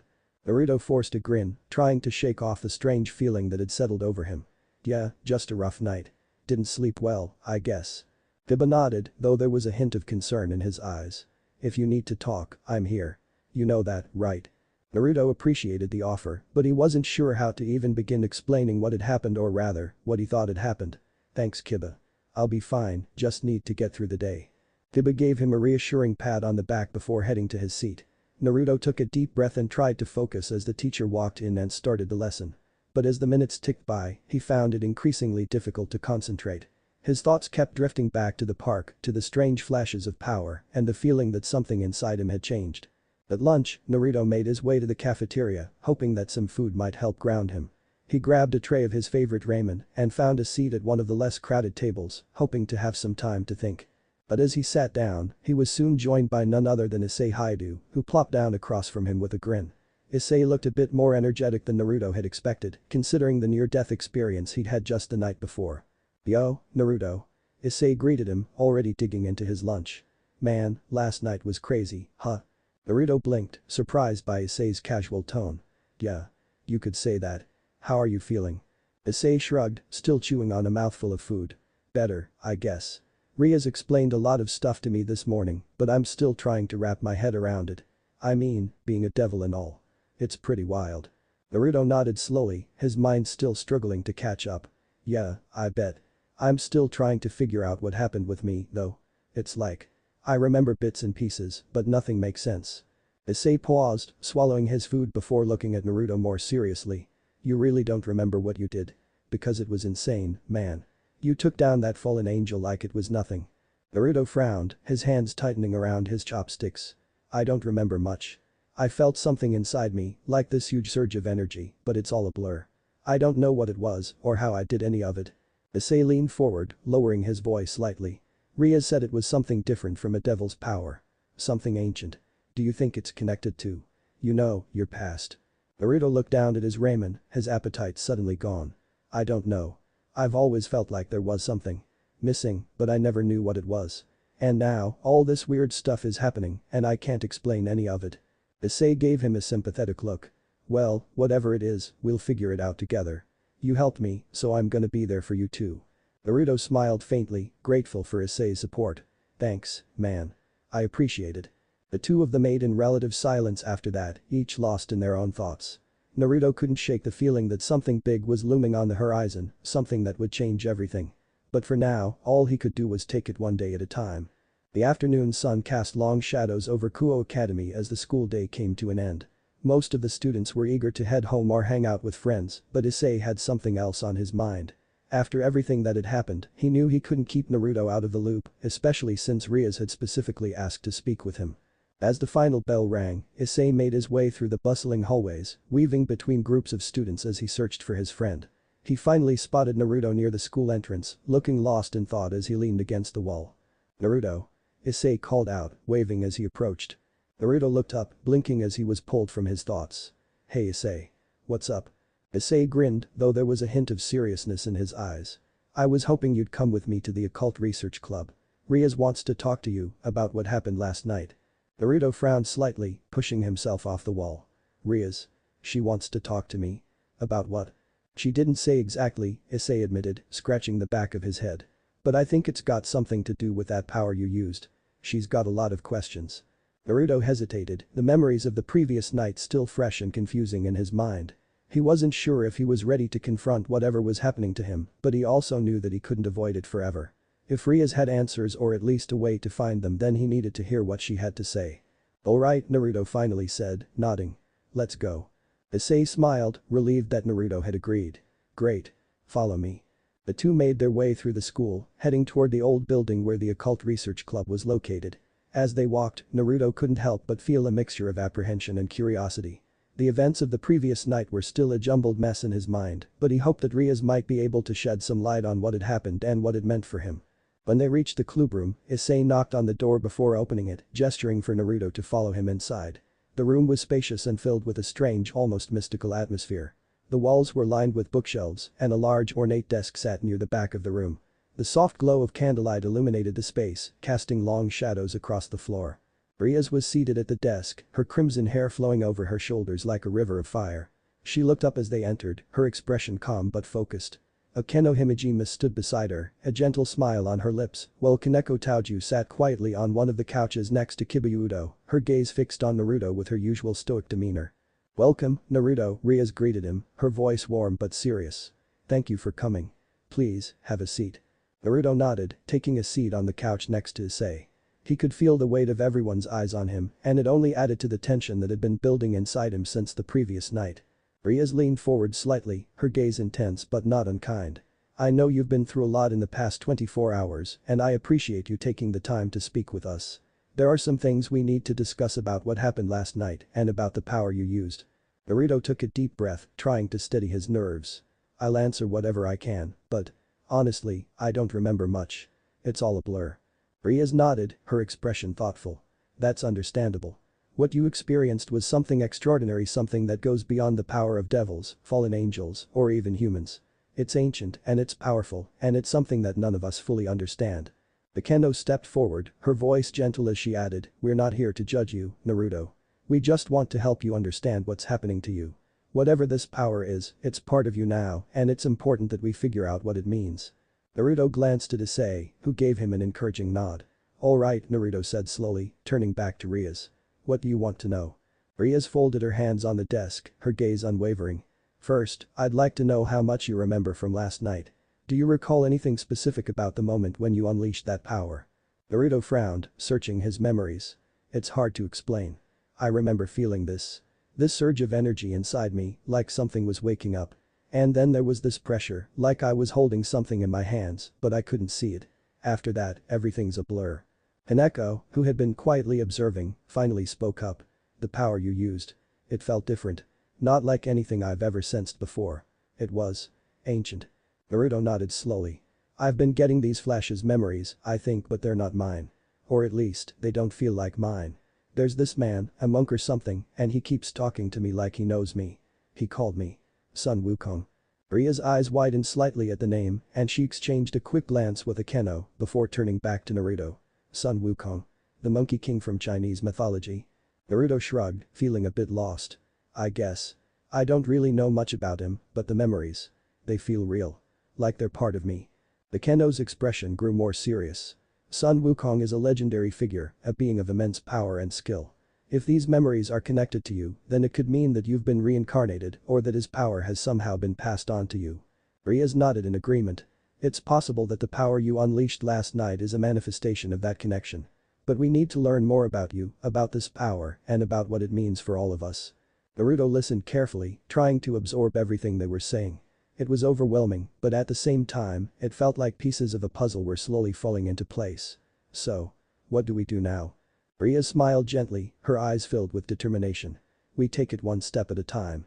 We'll do more research, both here and through our contacts, to understand the nature of this power. And in the meantime, we'll help you learn to control it. You're not alone in this, Naruto. Naruto felt a surge of relief at her words. Despite the uncertainty and fear that had been gnawing at him, he knew that he was in good hands. With Riaz, Akeno, and the rest of the occult research club supporting him, he didn't have to face this challenge alone. Thank you, Naruto said sincerely, looking at each of them in turn. I really appreciate your help. Riaz nodded, her smile warm. We're all in this together. And we'll figure out the truth, no matter what it takes. Issei leaned back on the couch, letting out a breath he hadn't realized he was holding. Man, this is all so crazy. But I guess we've all got a lot to learn. Akeno chuckled softly, her usual playful smile returning. Indeed. But I think we're up for the challenge. As the atmosphere in the room lightened, Naruto felt a renewed sense of purpose. The road ahead was uncertain, and there were still many questions left unanswered, but he knew that he had a strong group of friends and allies by his side. Whatever the future held, Naruto was ready to face it head-on. Far above the mortal realm, in the ethereal splendor of the heavenly palace, a sense of unease had settled over the celestial court. The palace, normally a place of tranquility and order, was abuzz with whispers and nervous energy, as celestial beings and deities alike felt a disturbance rippling through the very fabric of the universe. At the heart of the palace, in the grand hall of heavenly justice, the Jade Emperor, the supreme ruler of the heavens, sat on his throne, his expression solemn and thoughtful. His long flowing robes shimmered with the light of 1,000 stars, and his eyes, ancient and wise, were fixed on the golden cloud hovering before him. The cloud, a divine artifact that relayed messages and visions from across the realms, pulsed with a powerful energy, an energy that the Jade Emperor hadn't felt in centuries. Sun Wukong. The Jade Emperor murmured to himself, his voice barely above a whisper, yet it carried a weight that silenced the entire hall. The other deities and celestial beings gathered around the throne exchanged uneasy glances. The name of Sun Wukong, the Monkey King, was one that inspired both fear and awe. It was a name that had been etched into the annals of heaven's history, a name associated with rebellion, chaos, and an almost unquenchable thirst for freedom. It had been eons since Wukong had been subdued and brought under control, his rebellious spirit finally tamed by the teachings of the monk Tang Sanzang. The Jade Emperor had believed that chapter to be closed, a tale from a distant past that no longer posed a threat to the harmony of the heavens. But now, the unmistakable presence of Wukong's power had resurfaced, sending shockwaves through the celestial realms. The Jade Emperor could not ignore this disturbance, nor could he allow it to go unchecked. With a deep, measured breath, the Jade Emperor rose from his throne, his towering presence commanding the attention of all in the hall. The murmurs ceased, and a heavy silence fell over the assembly as the Emperor prepared to speak. Sun Wukong's power has reawakened, the Jade Emperor announced, his voice resonating through the hall. The Monkey King, who once defied the heavens, has returned. Gasps and murmurs rippled through the crowd, but the Jade Emperor raised a hand, silencing them once more. His return is not yet fully understood, the Emperor continued, his tone grave. We do not know if he is friend or foe, nor do we know the circumstances of his rebirth. but we cannot afford to take this lightly. The balance of the realms could be at stake. The deities and celestial beings listened intently, their faces a mixture of concern and determination. They knew the power that Sun Wukong possessed, the power to shake the very foundations of the heavens. If he had indeed returned, it could mean a new era of turmoil, one that the celestial court was not prepared to face. The Jade Emperor turned to one of his most trusted advisors, a wise and powerful deity known as Erlang Shen. Erlang Shen, with his third eye that could see through all deceptions, had been instrumental in subduing Wukong in the past. The emperor knew that if anyone could track down the Monkey King and determine his intentions, it would be Erlang Shen. Erlang Shen, the Jade Emperor called, his voice firm and commanding. You are to lead a celestial delegation to the mortal realm. Find Sun Wukong, assess his strength, and determine whether he poses a threat to the heavens once more. Erlang Shen stepped forward, his expression resolute. He bowed deeply before the Jade Emperor, his third eye glowing faintly with divine power. As you command, your majesty. I will ensure that the Monkey King's intentions are revealed, and if necessary, I will take action to protect the balance of the realms. The Jade Emperor nodded, his gaze never wavering. Remember, Erlang Shen, Sun Wukong is not to be underestimated. His power is formidable, and his cunning even more so. Proceed with caution. Erlang Shen nodded, understanding the gravity of the situation. I will not fail, your majesty. With that, the Jade Emperor waved his hand, and a portal opened in the center of the hall, swirling with celestial light. Erlang Shen, along with a group of elite celestial warriors, stepped forward, their forms glowing with divine energy as they prepared to enter the mortal realm. As the portal closed behind them, the Jade Emperor returned to his throne, his mind heavy with the possibilities that lay ahead. The reawakening of Sun Wukong could mean many things, none of them simple, and few of them safe. The Emperor knew that the celestial court must be prepared for whatever was to come, even if it meant facing the Monkey King in battle once more. The late afternoon sun cast long shadows across the tatami mats of the dojo, where Naruto was in the middle of an intense sparring session. The dojo, a place where he had spent countless hours honing his martial arts skills, was a sanctuary for him, a place where he could lose himself in the rhythm of combat and momentarily forget the strange events that had been unfolding in his life. Today, however, his sparring partner wasn't just anyone. It was Rock Lee, a fellow martial artist with an unmatched enthusiasm and an unyielding dedication to training. Lee's energy was infectious, and his passion for martial arts was well known throughout Kuo Town. His thick eyebrows and bowl-cut hairstyle made him stand out, but it was his fiery spirit that left a lasting impression on everyone he met. Naruto. Rock Lee shouted, his voice brimming with enthusiasm as he assumed his fighting stance. I can feel the youthful energy within you today. Let's give this match everything we've got and push beyond our limits. Naruto grinned, his own excitement building as he faced off against Lee. You bet, Lee. Let's go all out. With that, the two launched into a flurry of kicks and punches, their movements a blur of speed and precision. Lee's taijutsu skills were legendary, and he moved with a speed and agility that few could match. But Naruto, with his newfound mastery of renewal taekwondo, was more than up to the challenge. Lee attacked with a rapid series of kicks, each one faster than the last. Naruto dodged and countered, his body moving with a fluid grace that belied the intensity of the fight. As they sparred, Naruto found himself slipping into a state of heightened focus, his movements becoming more instinctual, more powerful. Your techniques have improved greatly, Naruto. Lee exclaimed between strikes, his eyes wide with admiration. I can see the results of your hard work and dedication. This is the power of youth. Naruto couldn't help but smile at Lee's infectious enthusiasm. Thanks, Lee. But I'm just getting started. Lee responded with a powerful roundhouse kick aimed at Naruto's head, but Naruto ducked low, avoiding the strike by a hair's breadth. Without missing a beat, Naruto retaliated with a spinning back kick that forced Lee to leap back, barely avoiding the impact. Impressive. Lee said, his eyes shining with excitement. Your movements are sharp and precise. This is exactly the kind of challenge I was hoping for. As the fight continued, Naruto felt something stir within him, a strange sensation, like a memory trying to surface. With each strike, each movement, he felt a growing connection to something deep inside him, something ancient and powerful. The dojo seemed to fade away, and Naruto found himself standing in a different place, a place that existed only in his mind. He saw himself dressed in red robes, his reflection in a pool of water, showing him as someone else, someone with fierce eyes and an aura of unstoppable power. He was no longer just Naruto Uzumaki. He was Sun Wukong, the Monkey King. The memory was fleeting, but it was enough to throw him off balance. Sensing an opening, Lee charged forward with a high-speed kick aimed at Naruto's midsection. But before the kick could land, Naruto's body moved on its own, evading the attack with a sudden burst of speed and delivering a powerful counter kick that sent Lee sprawling to the mat. The impact was strong enough to shake the dojo, and Lee lay on the ground, staring up at the ceiling in shock and awe. Naruto. Lee gasped as he pushed himself up onto his elbows, a huge grin spreading across his face despite the defeat. That was amazing. The power and speed of your techniques truly the embodiment of youthful spirit. Naruto, still breathing heavily, extended a hand to help Lee up. Thanks Lee. I don't know what came over me. It just happened. Lee took Naruto's hand and jumped to his feet, his enthusiasm undiminished.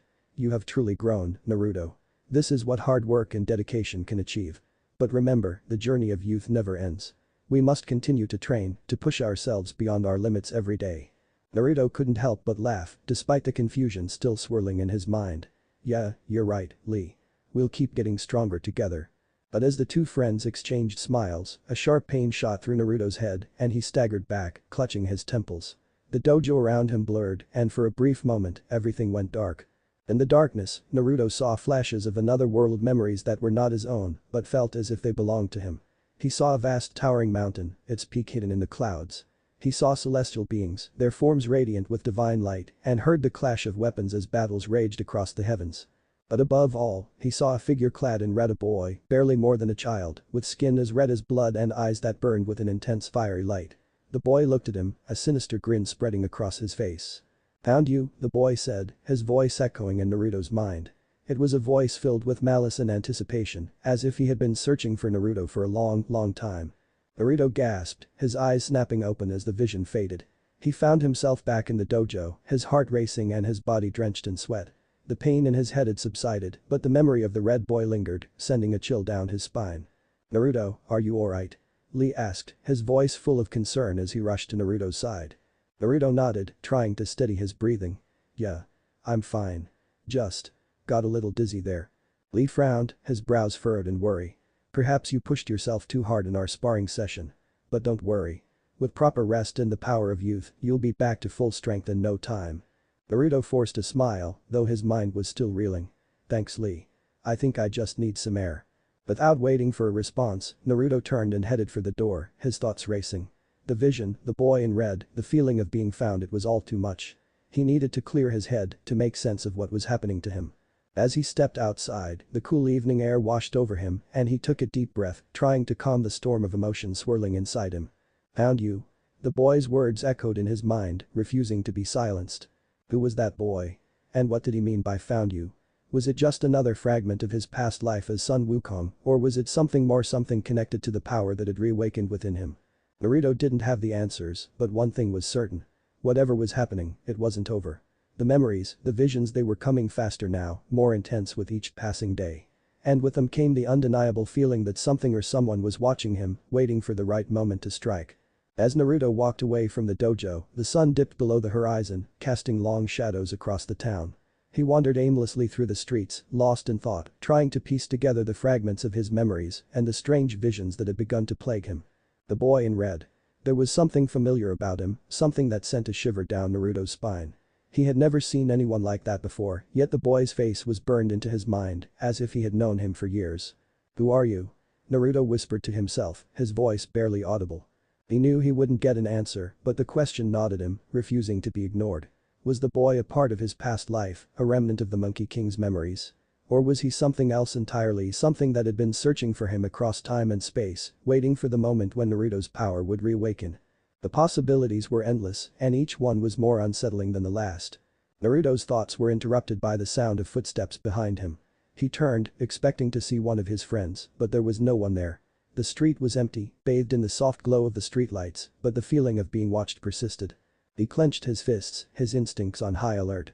Whoever or whatever was out there, he wasn't going to let them catch him off guard. Come on, Naruto muttered, his voice low and challenging. Show yourself. But the only response was the rustling of the wind through the trees. Naruto shook his head, trying to dispel the tension that had settled over him. Maybe he was just being paranoid, his mind playing tricks on him after the intense memories and visions.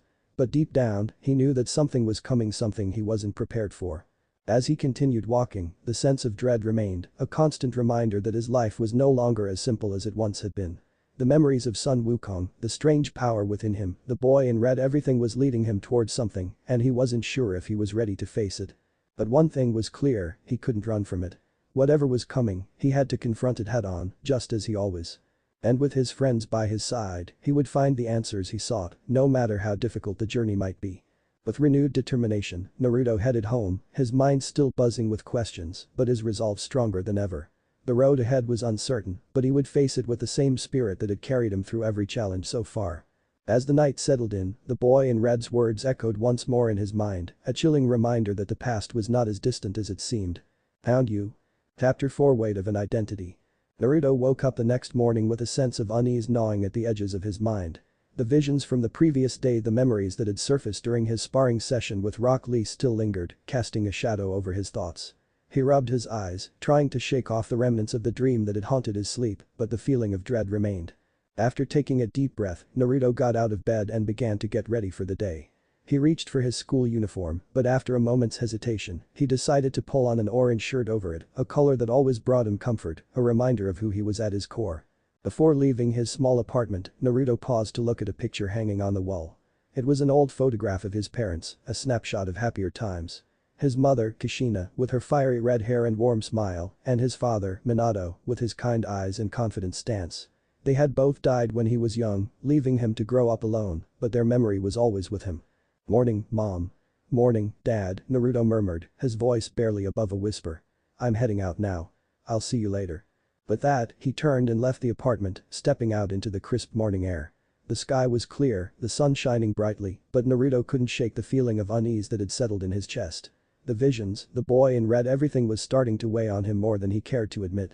As he walked toward Kuo Academy, trying to clear his mind, he noticed something out of the corner of his eye. A young girl with long blonde hair, dressed as a nun, was walking a short distance ahead of him. She seemed to be struggling with something, her steps unsteady, and before Naruto could react, she tripped and fell to the ground. Naruto hurried over, his concern pushing aside his troubled thoughts. "Hey, are you okay?" he asked, kneeling down beside her. The girl looked up at him with wide, innocent green eyes, a faint blush coloring her cheeks. "Oh, I'm so sorry," she said, her voice soft and apologetic. "I didn't mean to cause any trouble." Naruto smiled gently as he helped her to her feet. "No trouble at all. Just be careful, okay?" The girl smiled back, her expression filled with gratitude. "Thank you. I'm new in town and I'm still getting used to everything. I was actually looking for the church, but I must have taken a wrong turn." Before Naruto could respond, he heard a familiar voice calling his name from down the street. He turned to see Issei jogging toward him, a wide grin on his face. "Naruto. There you are." Issei called out as he approached. "I've been looking for you, man." Naruto waved, glad to see his friend. "Hey Issei. Just helping someone out." He turned back to the girl, remembering that they hadn't properly introduced themselves. "By the way, I didn't catch your name." The girl's blush deepened as she clasped her hands in front of her. "Oh, I'm sorry. My name is Asia. Asia Argento." Naruto smiled warmly. "Nice to meet you, Asia. I'm Naruto Uzumaki, and this is my friend, Issei Haidu." Issei nodded in greeting, though his attention was clearly drawn to Asia's gentle demeanor and the innocence in her eyes. "Hi Asia. Nice to meet you." Asia smiled at both of them, her nervousness easing a bit in their presence. "Thank you. I'm really glad I ran into you both. I was feeling a bit lost." Naruto thought for a moment before offering, "Hey, would you like us to show you the way to the church? We can walk with you if you want." Asia's eyes lit up with relief and gratitude. "Oh, that would be wonderful. Thank you so much. I didn't want to be a bother, but I really appreciate it." Naruto chuckled, waving off her concerns. "It's no bother at all. Come on, we'll take you there." Issei, who had been watching the exchange with a mixture of curiosity and admiration, quickly fell into step beside Naruto as they began walking with Asia. "So, Asia, what brings you to Kuo Town? Are you here on some kind of mission?" Asia hesitated for a moment, as if choosing her words carefully. "I was sent here to serve at the church. It's my first time traveling outside my home country and everything here is so different. I'm still getting used to it all." Naruto nodded, understanding the feeling of being out of place. "Don't worry, you'll get the hang of it in no time. Kuo Town is a pretty nice place once you get used to it." As they walked, Naruto couldn't help but notice the contrast between Asia's pure and innocent aura and the darkness that seemed to be closing in around him. It was as if she represented everything that was good and gentle in the world while he was being drawn into something far more dangerous and uncertain. But he pushed those thoughts aside, focusing on the task at hand. For now, his priority was helping Asia find her way, and maybe in doing so, he could find a brief reprieve from the storm brewing in his own life.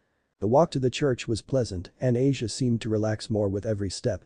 She chatted with Naruto and Issei about the differences between Japan and her home in Europe, sharing stories about her time in the convent and her excitement about serving at the church in Kuo town. Naruto found himself enjoying the conversation, grateful for the distraction from his own worries. Asia's kind nature and gentle spirit were a soothing presence, and even Issei, who usually had a one-track mind, seemed genuinely interested in what she had to say. "So, you're going to be working at the church here?" Issei asked, his curiosity piqued. "What kind of stuff will you be doing?" Asia smiled, her eyes shining with excitement. "Yes. I'll be helping with the services and taking care of the church grounds. It's a big responsibility, but I'm really looking forward to it. I've always wanted to help people, and this is a wonderful opportunity to do that." Naruto nodded approvingly. "That sounds great, Asia. I'm sure you'll do an amazing job." Asia blushed slightly at the compliment. "Thank you, Naruto. That means a lot." But just as they turned a corner onto a quieter street, a small boy ran past them, his steps unsteady as he played with a small ball. In his excitement, he didn't see the uneven sidewalk ahead of him. Before anyone could react, the boy tripped and fell hard onto the pavement, scraping his knee.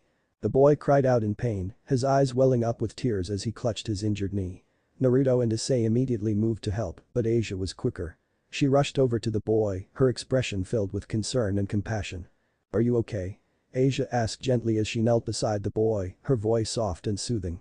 The boy sniffled, looking up at her with teary eyes. "It hurts." Asia smiled reassuringly. "Don't worry, I'll take care of it." Naruto and Issei watched curiously as Asia placed her hands gently over the boy's injured knee.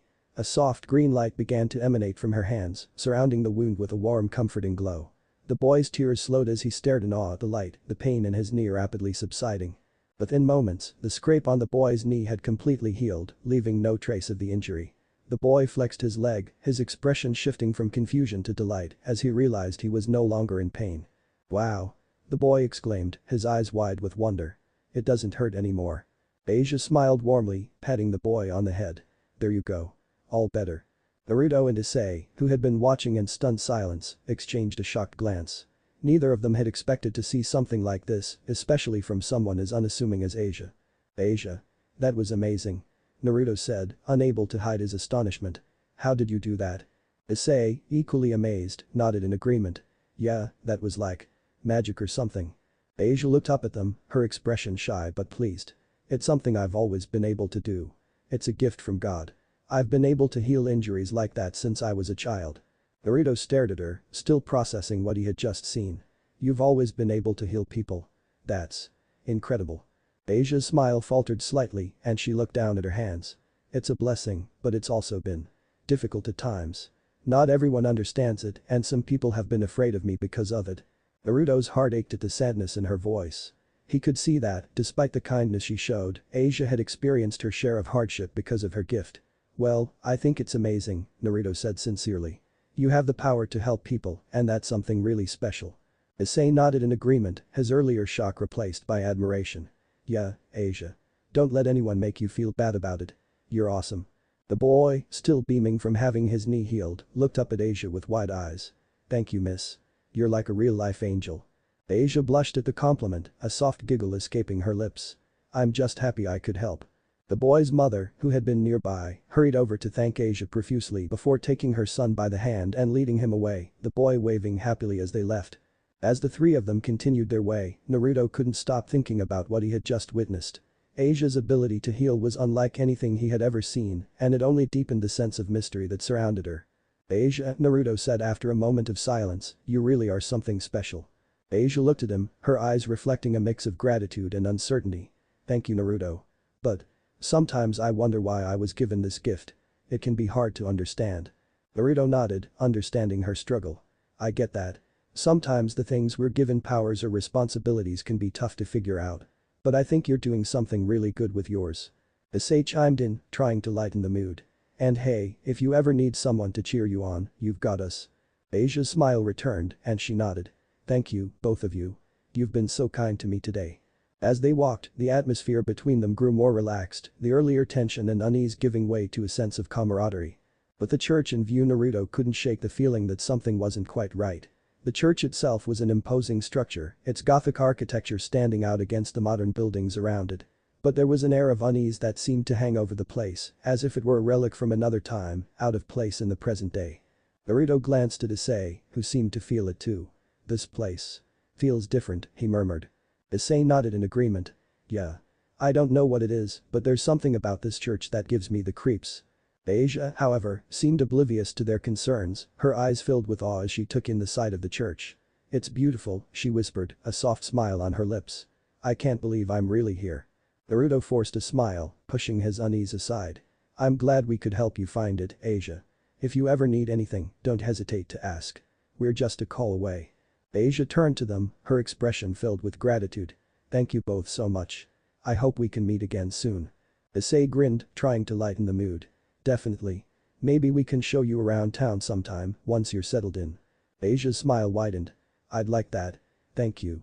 With a final wave, Asia turned and headed toward the church entrance, her steps light and full of hope.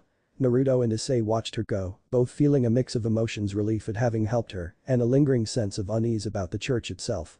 As they turned to leave, Naruto couldn't help but glance back at the church, the sense of dread creeping back into his mind. He couldn't explain it, but something about this encounter felt like the beginning of something much larger, something that would draw him deeper into the mystery surrounding his own life. Let's head to school, Naruto said, trying to shake off the feeling. We've got a lot to do today. Issei nodded, though he too seemed lost in thought. Yeah. Let's go. As they walked away from the church, the sense of foreboding lingered, a reminder that the world they were part of was far more complex and far more dangerous than it seemed. And somewhere in the back of his mind, Naruto couldn't shake the feeling that their paths would cross with Asia's again, sooner rather than later. The school day was progressing as usual when Naruto received an unexpected summons. He had just finished a math class, his mind wandering as he absent-mindedly doodled in his notebook when one of the student council members approached him, Tsubaki Shinra. Naruto Uzumaki. Tsubaki called out, catching Naruto's attention. Naruto looked up, blinking in surprise. Yeah, that's me. What's up? The student council president, Sana Shitori, would like to see you in her office, Tsubaki said formally. Please come with me. Naruto frowned slightly, unsure of why the student council would want to see him. He wasn't exactly a troublemaker, so it couldn't be that. With a shrug, he gathered his things and followed the student council member through the hallways to the council's office. As they reached the door, Tsubaki gestured for him to enter. She's waiting for you inside. Naruto nodded, taking a deep breath before stepping into the room. The office was spacious and meticulously organized, with shelves lined with books and a large desk in the center. Behind the desk sat Sana Shitori, the student council president, known for her strict demeanor and sharp intellect. She looked up as Naruto entered, her expression calm and measured. Naruto Uzumaki, thank you for coming. Naruto gave her a nod, still unsure of what this was about. No problem. You wanted to see me? Sound motioned for him to take a seat in front of her desk. Yes. Please, have a seat. Naruto did as she asked, glancing around the room as he sat down. He noticed a few other members of the student council standing nearby, including a tall boy with spiky blonde hair and a confident smirk on his face, Saji Genshiro, if Naruto remembered correctly. Once Naruto was seated, Sana leaned forward slightly, her gaze piercing as she studied him. I've heard some interesting things about you, Naruto. Naruto raised an eyebrow, feeling a bit on edge. Interesting things. Like what? Sana smiled slightly, though it didn't quite reach her eyes. I've heard from Ria's Gremory that you possess some kind of special power. A power that's unusual, even among those in the supernatural world. Naruto's heart skipped a beat at the mention of Ria's. He hadn't expected her to share anything about him with Sana, and the fact that she had only added to his growing sense of unease. And what does that mean to you? He asked, his tone cautious. Sana's smile faded as she leaned back in her chair, her expression becoming more serious. Naruto, there's something you need to know. I'm not just the student council president here at Kuo Academy. Like Ria's, I'm also a devil. My true name is Sona Citri, and I lead a peerage of devils under my family's banner. Naruto blinked, taken aback by her revelation. For a moment, he simply stared at her, processing the information. So, you're a devil too? He muttered, a hint of incredulity in his voice. Of course, you're a devil. It's like everyone here knew about the supernatural except me. Sona's expression softened slightly as she observed his reaction. I understand this may be overwhelming, but that's precisely why I wanted to speak with you. I believe you could be an invaluable asset, and I would like to extend an offer for you to join my peerage. Naruto tilted his head, clearly surprised.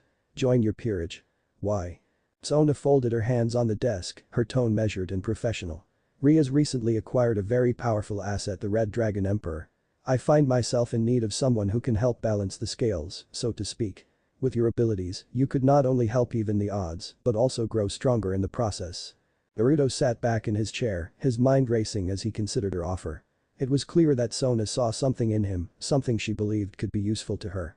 But the idea of joining a peerage, of becoming a devil. It just didn't sit right with him. After a moment of silence, Naruto shook his head. Thanks, but no thank you. It's not like being a devil is bad or anything, but I just want to stay as myself. Sona raised an eyebrow, clearly intrigued by his response. Stay as yourself. What do you mean? Naruto hesitated, his eyes dropping to the floor as a wave of sadness washed over him. He hadn't intended to say so much, but the words spilled out before he could stop them. I don't want to be Sun Wukong, the Monkey King, or the great sage equal to heaven.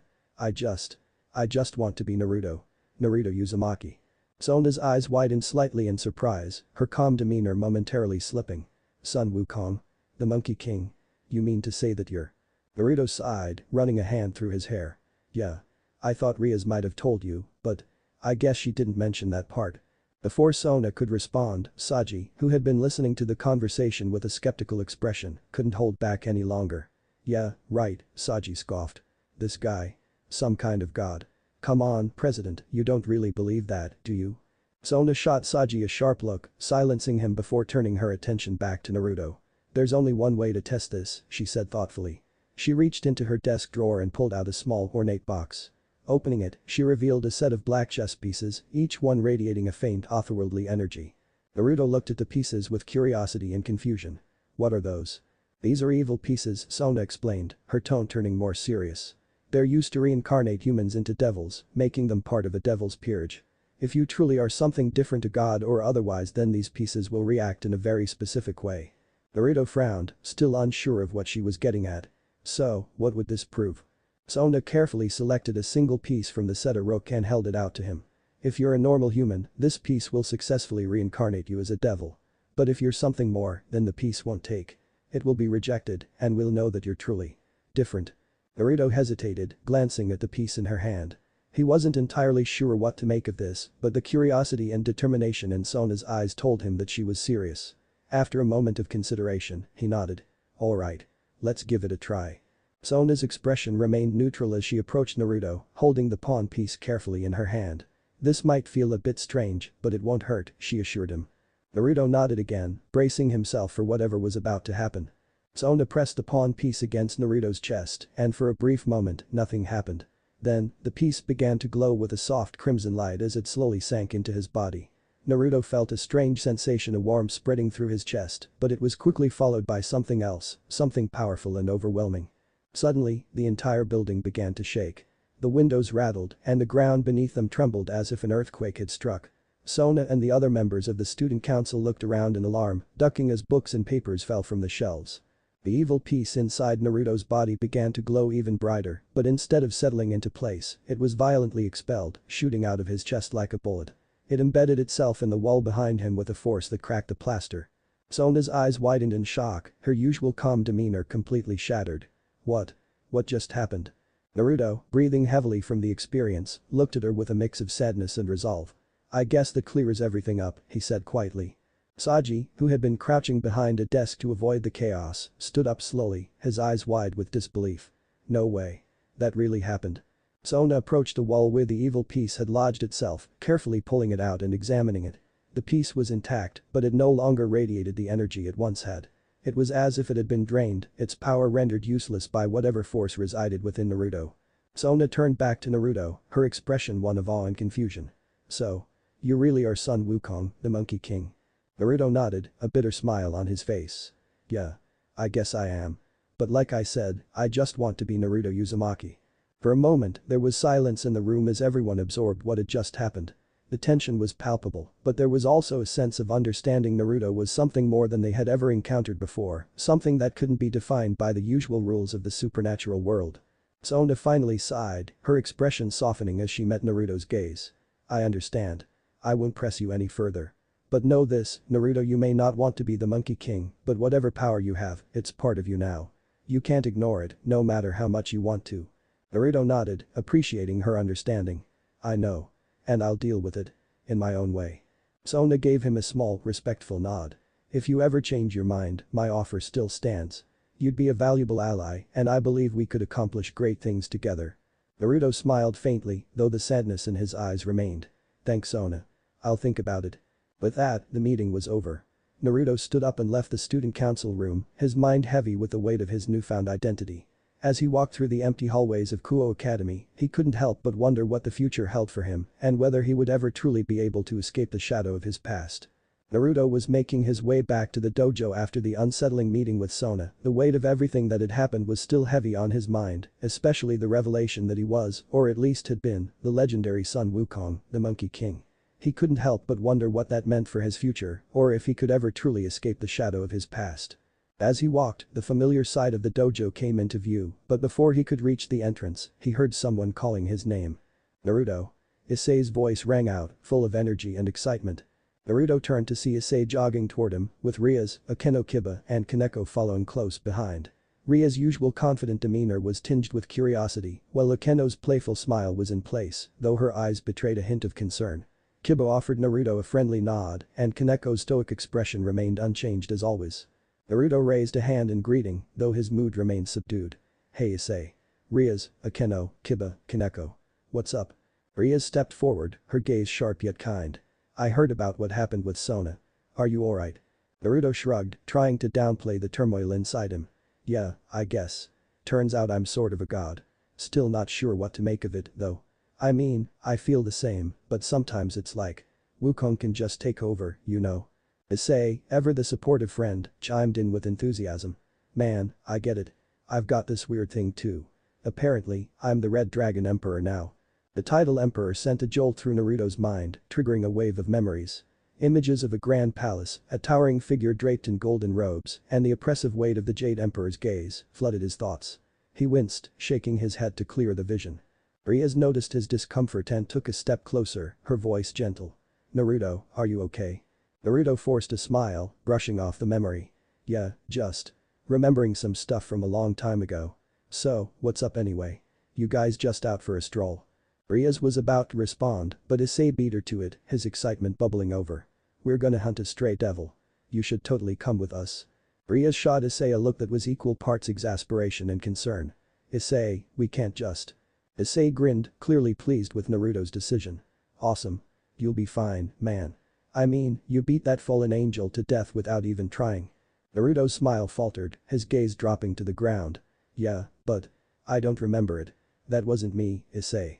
That was Wukong. Issei's enthusiasm dimmed as he looked at Naruto, confusion evident on his face. But aren't you Sun Wukong? Naruto's shoulders slumped slightly and he looked up with a small forced smile. No, I'm not. I'm Naruto Uzumaki. The weight of his words hung in the air and for a moment there was silence as the group processed the depth of Naruto's struggle. He was caught between two identities, one that he had lived his whole life and another that he was only beginning to understand. Rias, sensing the gravity of the moment, placed a hand on Naruto's shoulder. You don't have to be anyone other than who you want to be, Naruto. We're here to support you, no matter what. Naruto's smile became a bit more genuine at her words. Thanks Rias. That means a lot. With the tension slightly eased, Rias took the lead, guiding the group toward their destination. Alright then, let's go. We have a stray devil to deal with. As the group made their way through the town, the atmosphere grew more focused. Naruto walked alongside Rias, Issei, Akeno, Kiba and Kaneko, his thoughts still swirling with the complexities of his identity. Despite his lingering doubts, he was determined to help his friends, even if he wasn't sure what role he was meant to play. The streets gradually became quieter as they moved toward a more secluded area on the outskirts of town. The sun had begun to set, casting long shadows across the buildings and giving the surroundings an eerie, almost otherworldly feel. Issei, always eager to learn, glanced over at Rias as they walked. So, what's the deal with this stray devil? Are they dangerous? Rias nodded, her expression serious. Stray devils are former members of a peerage who have gone rogue. They're dangerous because they no longer follow the rules of the underworld and often succumb to their darker impulses. This one has been causing trouble in the area and it's our job to eliminate it before it hurts anyone else. Naruto listened carefully, absorbing the information. The idea of having to fight another being one that was possibly once human didn't sit well with him, but he understood the necessity. If this stray devil was a threat, it had to be dealt with. So, what do we know about this devil? Naruto asked, trying to get a better sense of the situation. Akeno, who had been quietly observing, spoke up. This one was once part of a low-ranking peerage but turned violent after being rejected by its master. It's been hiding out in an abandoned factory on the edge of town. Hiba added, these types of missions can be dangerous, but as long as we stay focused and work together, we should be able to handle it. Issei glanced at Naruto, his expression a mix of excitement and nervousness. Don't worry, man. We've got this. And with you here, it's like having an ace up our sleeve. Naruto couldn't help but chuckle at Issei's optimism, though his own doubts still lingered. Let's just focus on getting through this without anyone getting hurt. As they neared the factory, the air grew colder and the sense of foreboding intensified. The building itself was a decrepit structure, long abandoned and forgotten by the world around it. Its broken windows and crumbling walls gave it an almost haunted appearance, as if it had been left to rot by time itself. Rhea stopped just outside the entrance, her eyes narrowing as she sensed the dark energy emanating from within. This is it. Be on your guard, everyone. The group nodded, steeling themselves for the task ahead. Rhea led the way, with Akeno, Kiba, and Kaneko close behind. Issei followed, his usual bravado tempered by the seriousness of the mission. Naruto brought up the rear, his senses on high alert, ready for anything that might come their way. As they entered the factory, the darkness seemed to close in around them, the air thick with the scent of rust and decay. The faint sound of dripping water echoed through the halls, adding to the oppressive atmosphere.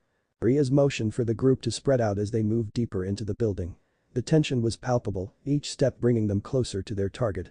Naruto could feel his heart pounding in his chest, the weight of the situation pressing down on him. Suddenly, a low growl echoed through the shadows, sending a shiver down Naruto's spine. The sound was inhuman, guttural, filled with a primal rage that sent chills through the group. Stay sharp, Rhea whispered, her voice barely audible. It's close. They continued forward, their senses heightened as they prepared for the inevitable confrontation. The growling grew louder, closer, until finally, the source of the sound revealed itself. From the shadows emerged a figure that was both grotesque and bizarrely alluring. It was a woman at least, she had the vague appearance of one, but her body was twisted and monstrous. Her skin was pale, almost sickly, with dark veins visible beneath the surface. Her hair was disheveled, and her eyes glowed with a malevolent light. What stood out most, however, were her exposed breasts, which she seemed to display with a perverse sense of pride. Issei's eyes widened, his mouth hanging open as he stared at the sight before him. Whoa. This is. The creature Visor, a former devil who had gone rogue, smiled wickedly as she noticed Issei's reaction. Oh. Do you like what you see, boy? She purred, her voice dripping with mockery. She lifted her hands to her chest, squeezing her breasts together provocatively. I'm not shy about showing off what I've got. Naruto, on the other hand, was staring at her with a mixture of shock and disbelief. Why is everyone just showing their tits around lately? Seriously, what is going on? Visor giggled, clearly enjoying the attention she was receiving, but there was a dangerous glint in her eyes. Oh, you poor innocent boys. Maybe I'll show you a little more if you survive. Before anyone could react, magic circles appeared around Visor's nipples, glowing with a sickly green light. A moment later, she fired streams of poisonous liquid directly from them, the venom spraying out with deadly precision. Move. Rhea shouted as the group scattered to avoid the attack. Naruto and the others leaped to the side, narrowly avoiding the poisonous spray as it sizzled against the floor, eating through the concrete with ease. Issei, having barely dodged the attack, looked at Visor in a mix of horror and regret. This isn't the kind of porno I want to be in. Naruto, still trying to process the absurdity of the situation, shot him a look.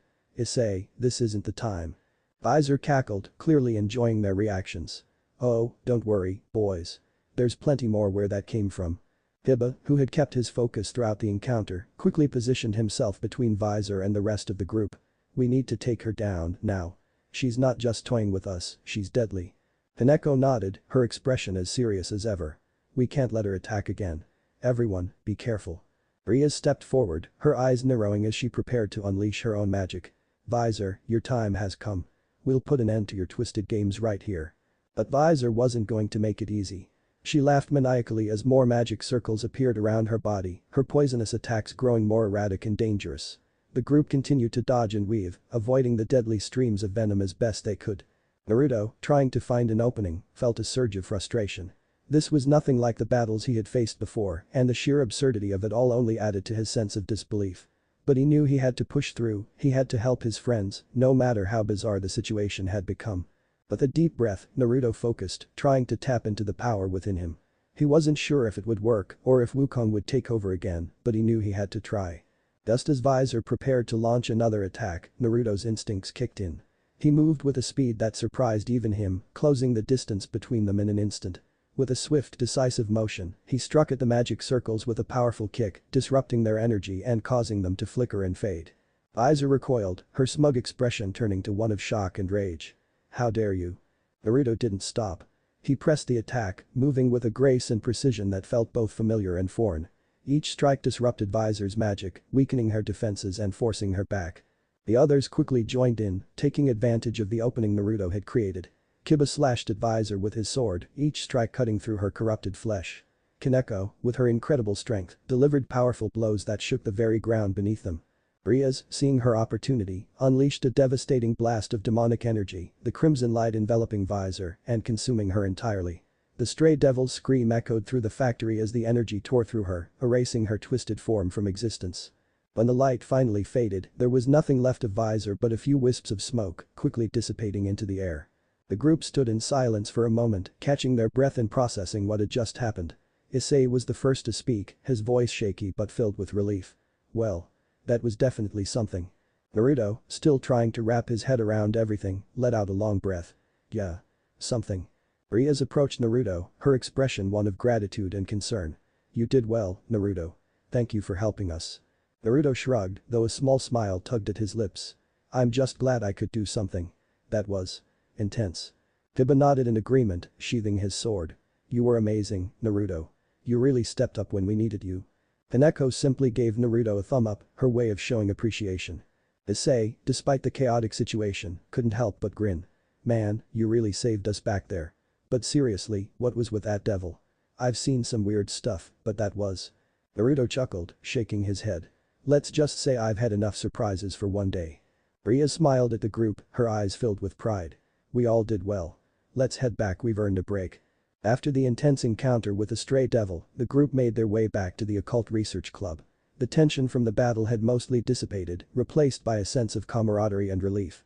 As they entered the familiar clubroom, the atmosphere was relaxed, but there was still an undercurrent of fatigue from the day's events. Kiba and Kaneko were the first to leave, each giving Naruto a nod of appreciation before heading out. As they departed, only Rias, Akeno, Issei, and Naruto remained in the room. I think we all earned a little rest after that, Ria said, stretching gracefully, a satisfied smile on her face. Issei, however, was clearly distracted. His eyes followed Ria's as she began to unbutton her uniform, preparing to take a shower in the adjacent room. Naruto didn't miss the way Issei's expression shifted to something far more lecherous, his imagination clearly running wild. I'm going to wash up, Ria said casually as she walked toward the shower room. Try to behave while I'm gone. As soon as Rias disappeared into the bathroom, Issei's mind seemed to fully embrace his fantasies. Shower. Rias. Naked. He muttered, practically drooling at the thought. Naruto, noticing Issei's behavior, sighed deeply and shook his head in disbelief. Why am I even friends with you? He muttered under his breath. Issei's perverted tendencies were nothing new, but they never failed to make Naruto question his friend's priorities. Akeno, who had been watching the entire exchange with a playful glint in her eyes, decided to join in on the fun. With her usual grace, she moved closer to Naruto, a teasing smile on her lips. Naruto-kun, she purred, her voice dripping with a mix of seduction and amusement. You always seem so serious. Don't you ever relax? She leaned in closer, her ample chest brushing against his arm, causing Naruto's heart to skip a beat. Naruto stiffened, his mind suddenly flooded with conflicting thoughts. He tried to keep his eyes focused anywhere but on Akeno, but the warmth of her body against his, the soft scent of her perfume, and the sight of her cleavage so close it was all becoming too much. I'm a teenager too. I have my own needs. Naruto thought, struggling to maintain his composure as he felt a rush of heat surge through his body. Akeno's teasing continued as she leaned even closer, her lips just inches from his ear. You know, Naruto-kun, she whispered, her breath warm against his skin, you can always stay a little longer. We could have some fun. Naruto's resolve was rapidly crumbling. His eyes involuntarily flicked down to Akeno's breasts, which were practically on display for him.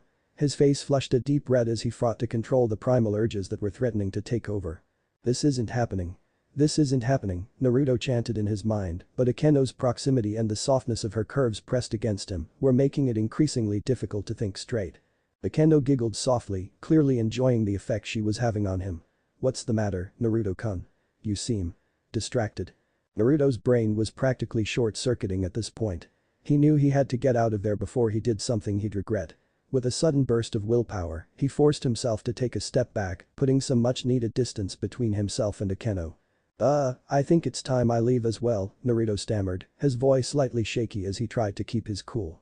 "I just remembered I have. Something I need to take care of." Akeno's smile widened, her eyes twinkling with mischief. "Are you sure, Naruto-kun? You don't have to leave so soon." Naruto could feel his self-control slipping further, and he knew that if he stayed any longer, he might completely lose it. "Yeah, I'm sure. Goodbye." He blurted out, practically sprinting toward the door. Issei, still lost in his own perverted fantasies, barely noticed Naruto's hasty departure. But Akeno watched him with a satisfied smile, her eyes following him until he disappeared through the door. As Naruto bolted out of the clubroom and down the hallway, his heart was pounding and his mind was racing. What the hell was that? He thought to himself, still trying to process everything that had just happened. He could still feel the warmth of Akeno's body against his, the soft scent of her perfume lingering in his nostrils, and the image of her teasing smile burned. "I'm never going to get used to this," Naruto thought, shaking his head as he made his way toward the exit of the building. "I need to get home and clear my head." As he stepped out into the cool night air, Naruto let out a long breath, trying to calm his racing heart. The past few days had been filled with one crazy event after another, and he was starting to feel the strain. But despite everything, he knew he had to keep moving forward. There were still so many questions left unanswered, and he wasn't going to find those answers by running away. But for now, all he could think about was getting home and trying to forget the way Akeno had made him feel, if only for a little while. As he got home, his thoughts still swirling from the encounter with Akeno. The way she had teased him, the way her body had pressed against his, it was overwhelming. The warmth of her touch, the scent of her perfume, and the playful glint in her eyes had left him more rattled than he cared to admit. His mind replayed the scene over and over, amplifying the tension that had been building inside him all day. By the time he reached his apartment, Naruto was desperate for some way to clear his head. The tension in his body was unbearable, and he knew he needed to do something about it before he lost his mind completely. Without hesitation, Naruto headed straight for the bathroom. He turned on the shower, letting the water run until it was almost scalding, steam quickly filling the room. As he stripped off his clothes, he caught a glimpse of himself in the mirror. His face was still flushed, his eyes reflecting a mix of frustration, embarrassment, and something more primal. "Get it together, Naruto," he muttered to himself, shaking his head as if trying to dislodge the thoughts that clung to his mind. "You can't let yourself get so worked up over this." Stepping into the shower, Naruto let out a long sigh as the hot water cascaded over his body. The intense heat was exactly what he needed, enveloping him and beginning to ease the tension in his muscles. He leaned against the tiled wall, closing his eyes as he tried to let the water wash away the day's stress. But even as the water pounded down on him, his thoughts kept drifting back to Akeno. The way she had leaned in so close, her breath warm against his skin, the softness of her curves pressing against him, it was impossible to forget. He could still hear her teasing voice, feel the heat of her body against his. Naruto groaned, frustration and desire mixing together in a confusing tangle. "I'm a teenager too," he thought. "I have my own needs. But I can't let this control me." He tried to focus on the soothing sensation of the water, letting it run over his body, but it wasn't enough. The need, the desire, it gnawed at him, refusing to be ignored. Taking a shower wasn't just about getting clean. It was about trying to release the pent-up tension that had been building inside him all day, especially after Akeno's teasing. As he stood under the spray, Naruto allowed his mind to wander, imagining for just a moment what it would have been like if he hadn't left the clubroom. If he had stayed, if he had given in to the temptation. But he quickly shook his head, trying to push those thoughts away. "No, I can't think like that. It's not who I am." Still, his body refused to calm down. The heat of the water did little to quench the fire that Akeno had ignited within him. He ran his hands through his hair, trying to distract himself, but it wasn't working. The images, the sensations, they were too vivid, too real. Finally, Naruto gave in to the inevitable. With a resigned sigh, he let the water continue to pour over him, allowing himself the time he needed to take care of his needs, hoping it would help him find some semblance of peace. The shower seemed to stretch on for an eternity. Naruto focused on the heat, on the release, trying to rid himself of the tension that had built up. He lost track of time as he let the water and the steam work their magic, draining away the stress and frustration that had consumed him. When he finally stepped out of the shower, Naruto felt drained but calmer, the overwhelming tension finally subsiding. He wrapped a towel around his waist and stared at his reflection in the fogged-up mirror, taking a moment to collect his thoughts. "You're stronger than this," he told himself. "You've been through worse. You can handle this too." With that thought in mind, Naruto dried off and got dressed, determined to put the events of the day behind him. But as he lay down in bed, Just another day in Kuo Town, Naruto thought with a rueful smile as he drifted asleep. Thanks for watching, Shinobi Squad. If you enjoyed this what if, hit that like button, subscribe, and ring the bell so you never miss the next twist. Drop your theories in the comments, I'm always reading. Want more Naruto heat? Check out the other videos on the channel. Stay sharp, stay awesome, and remember even shadow clones need love. Peace out, Shinobi.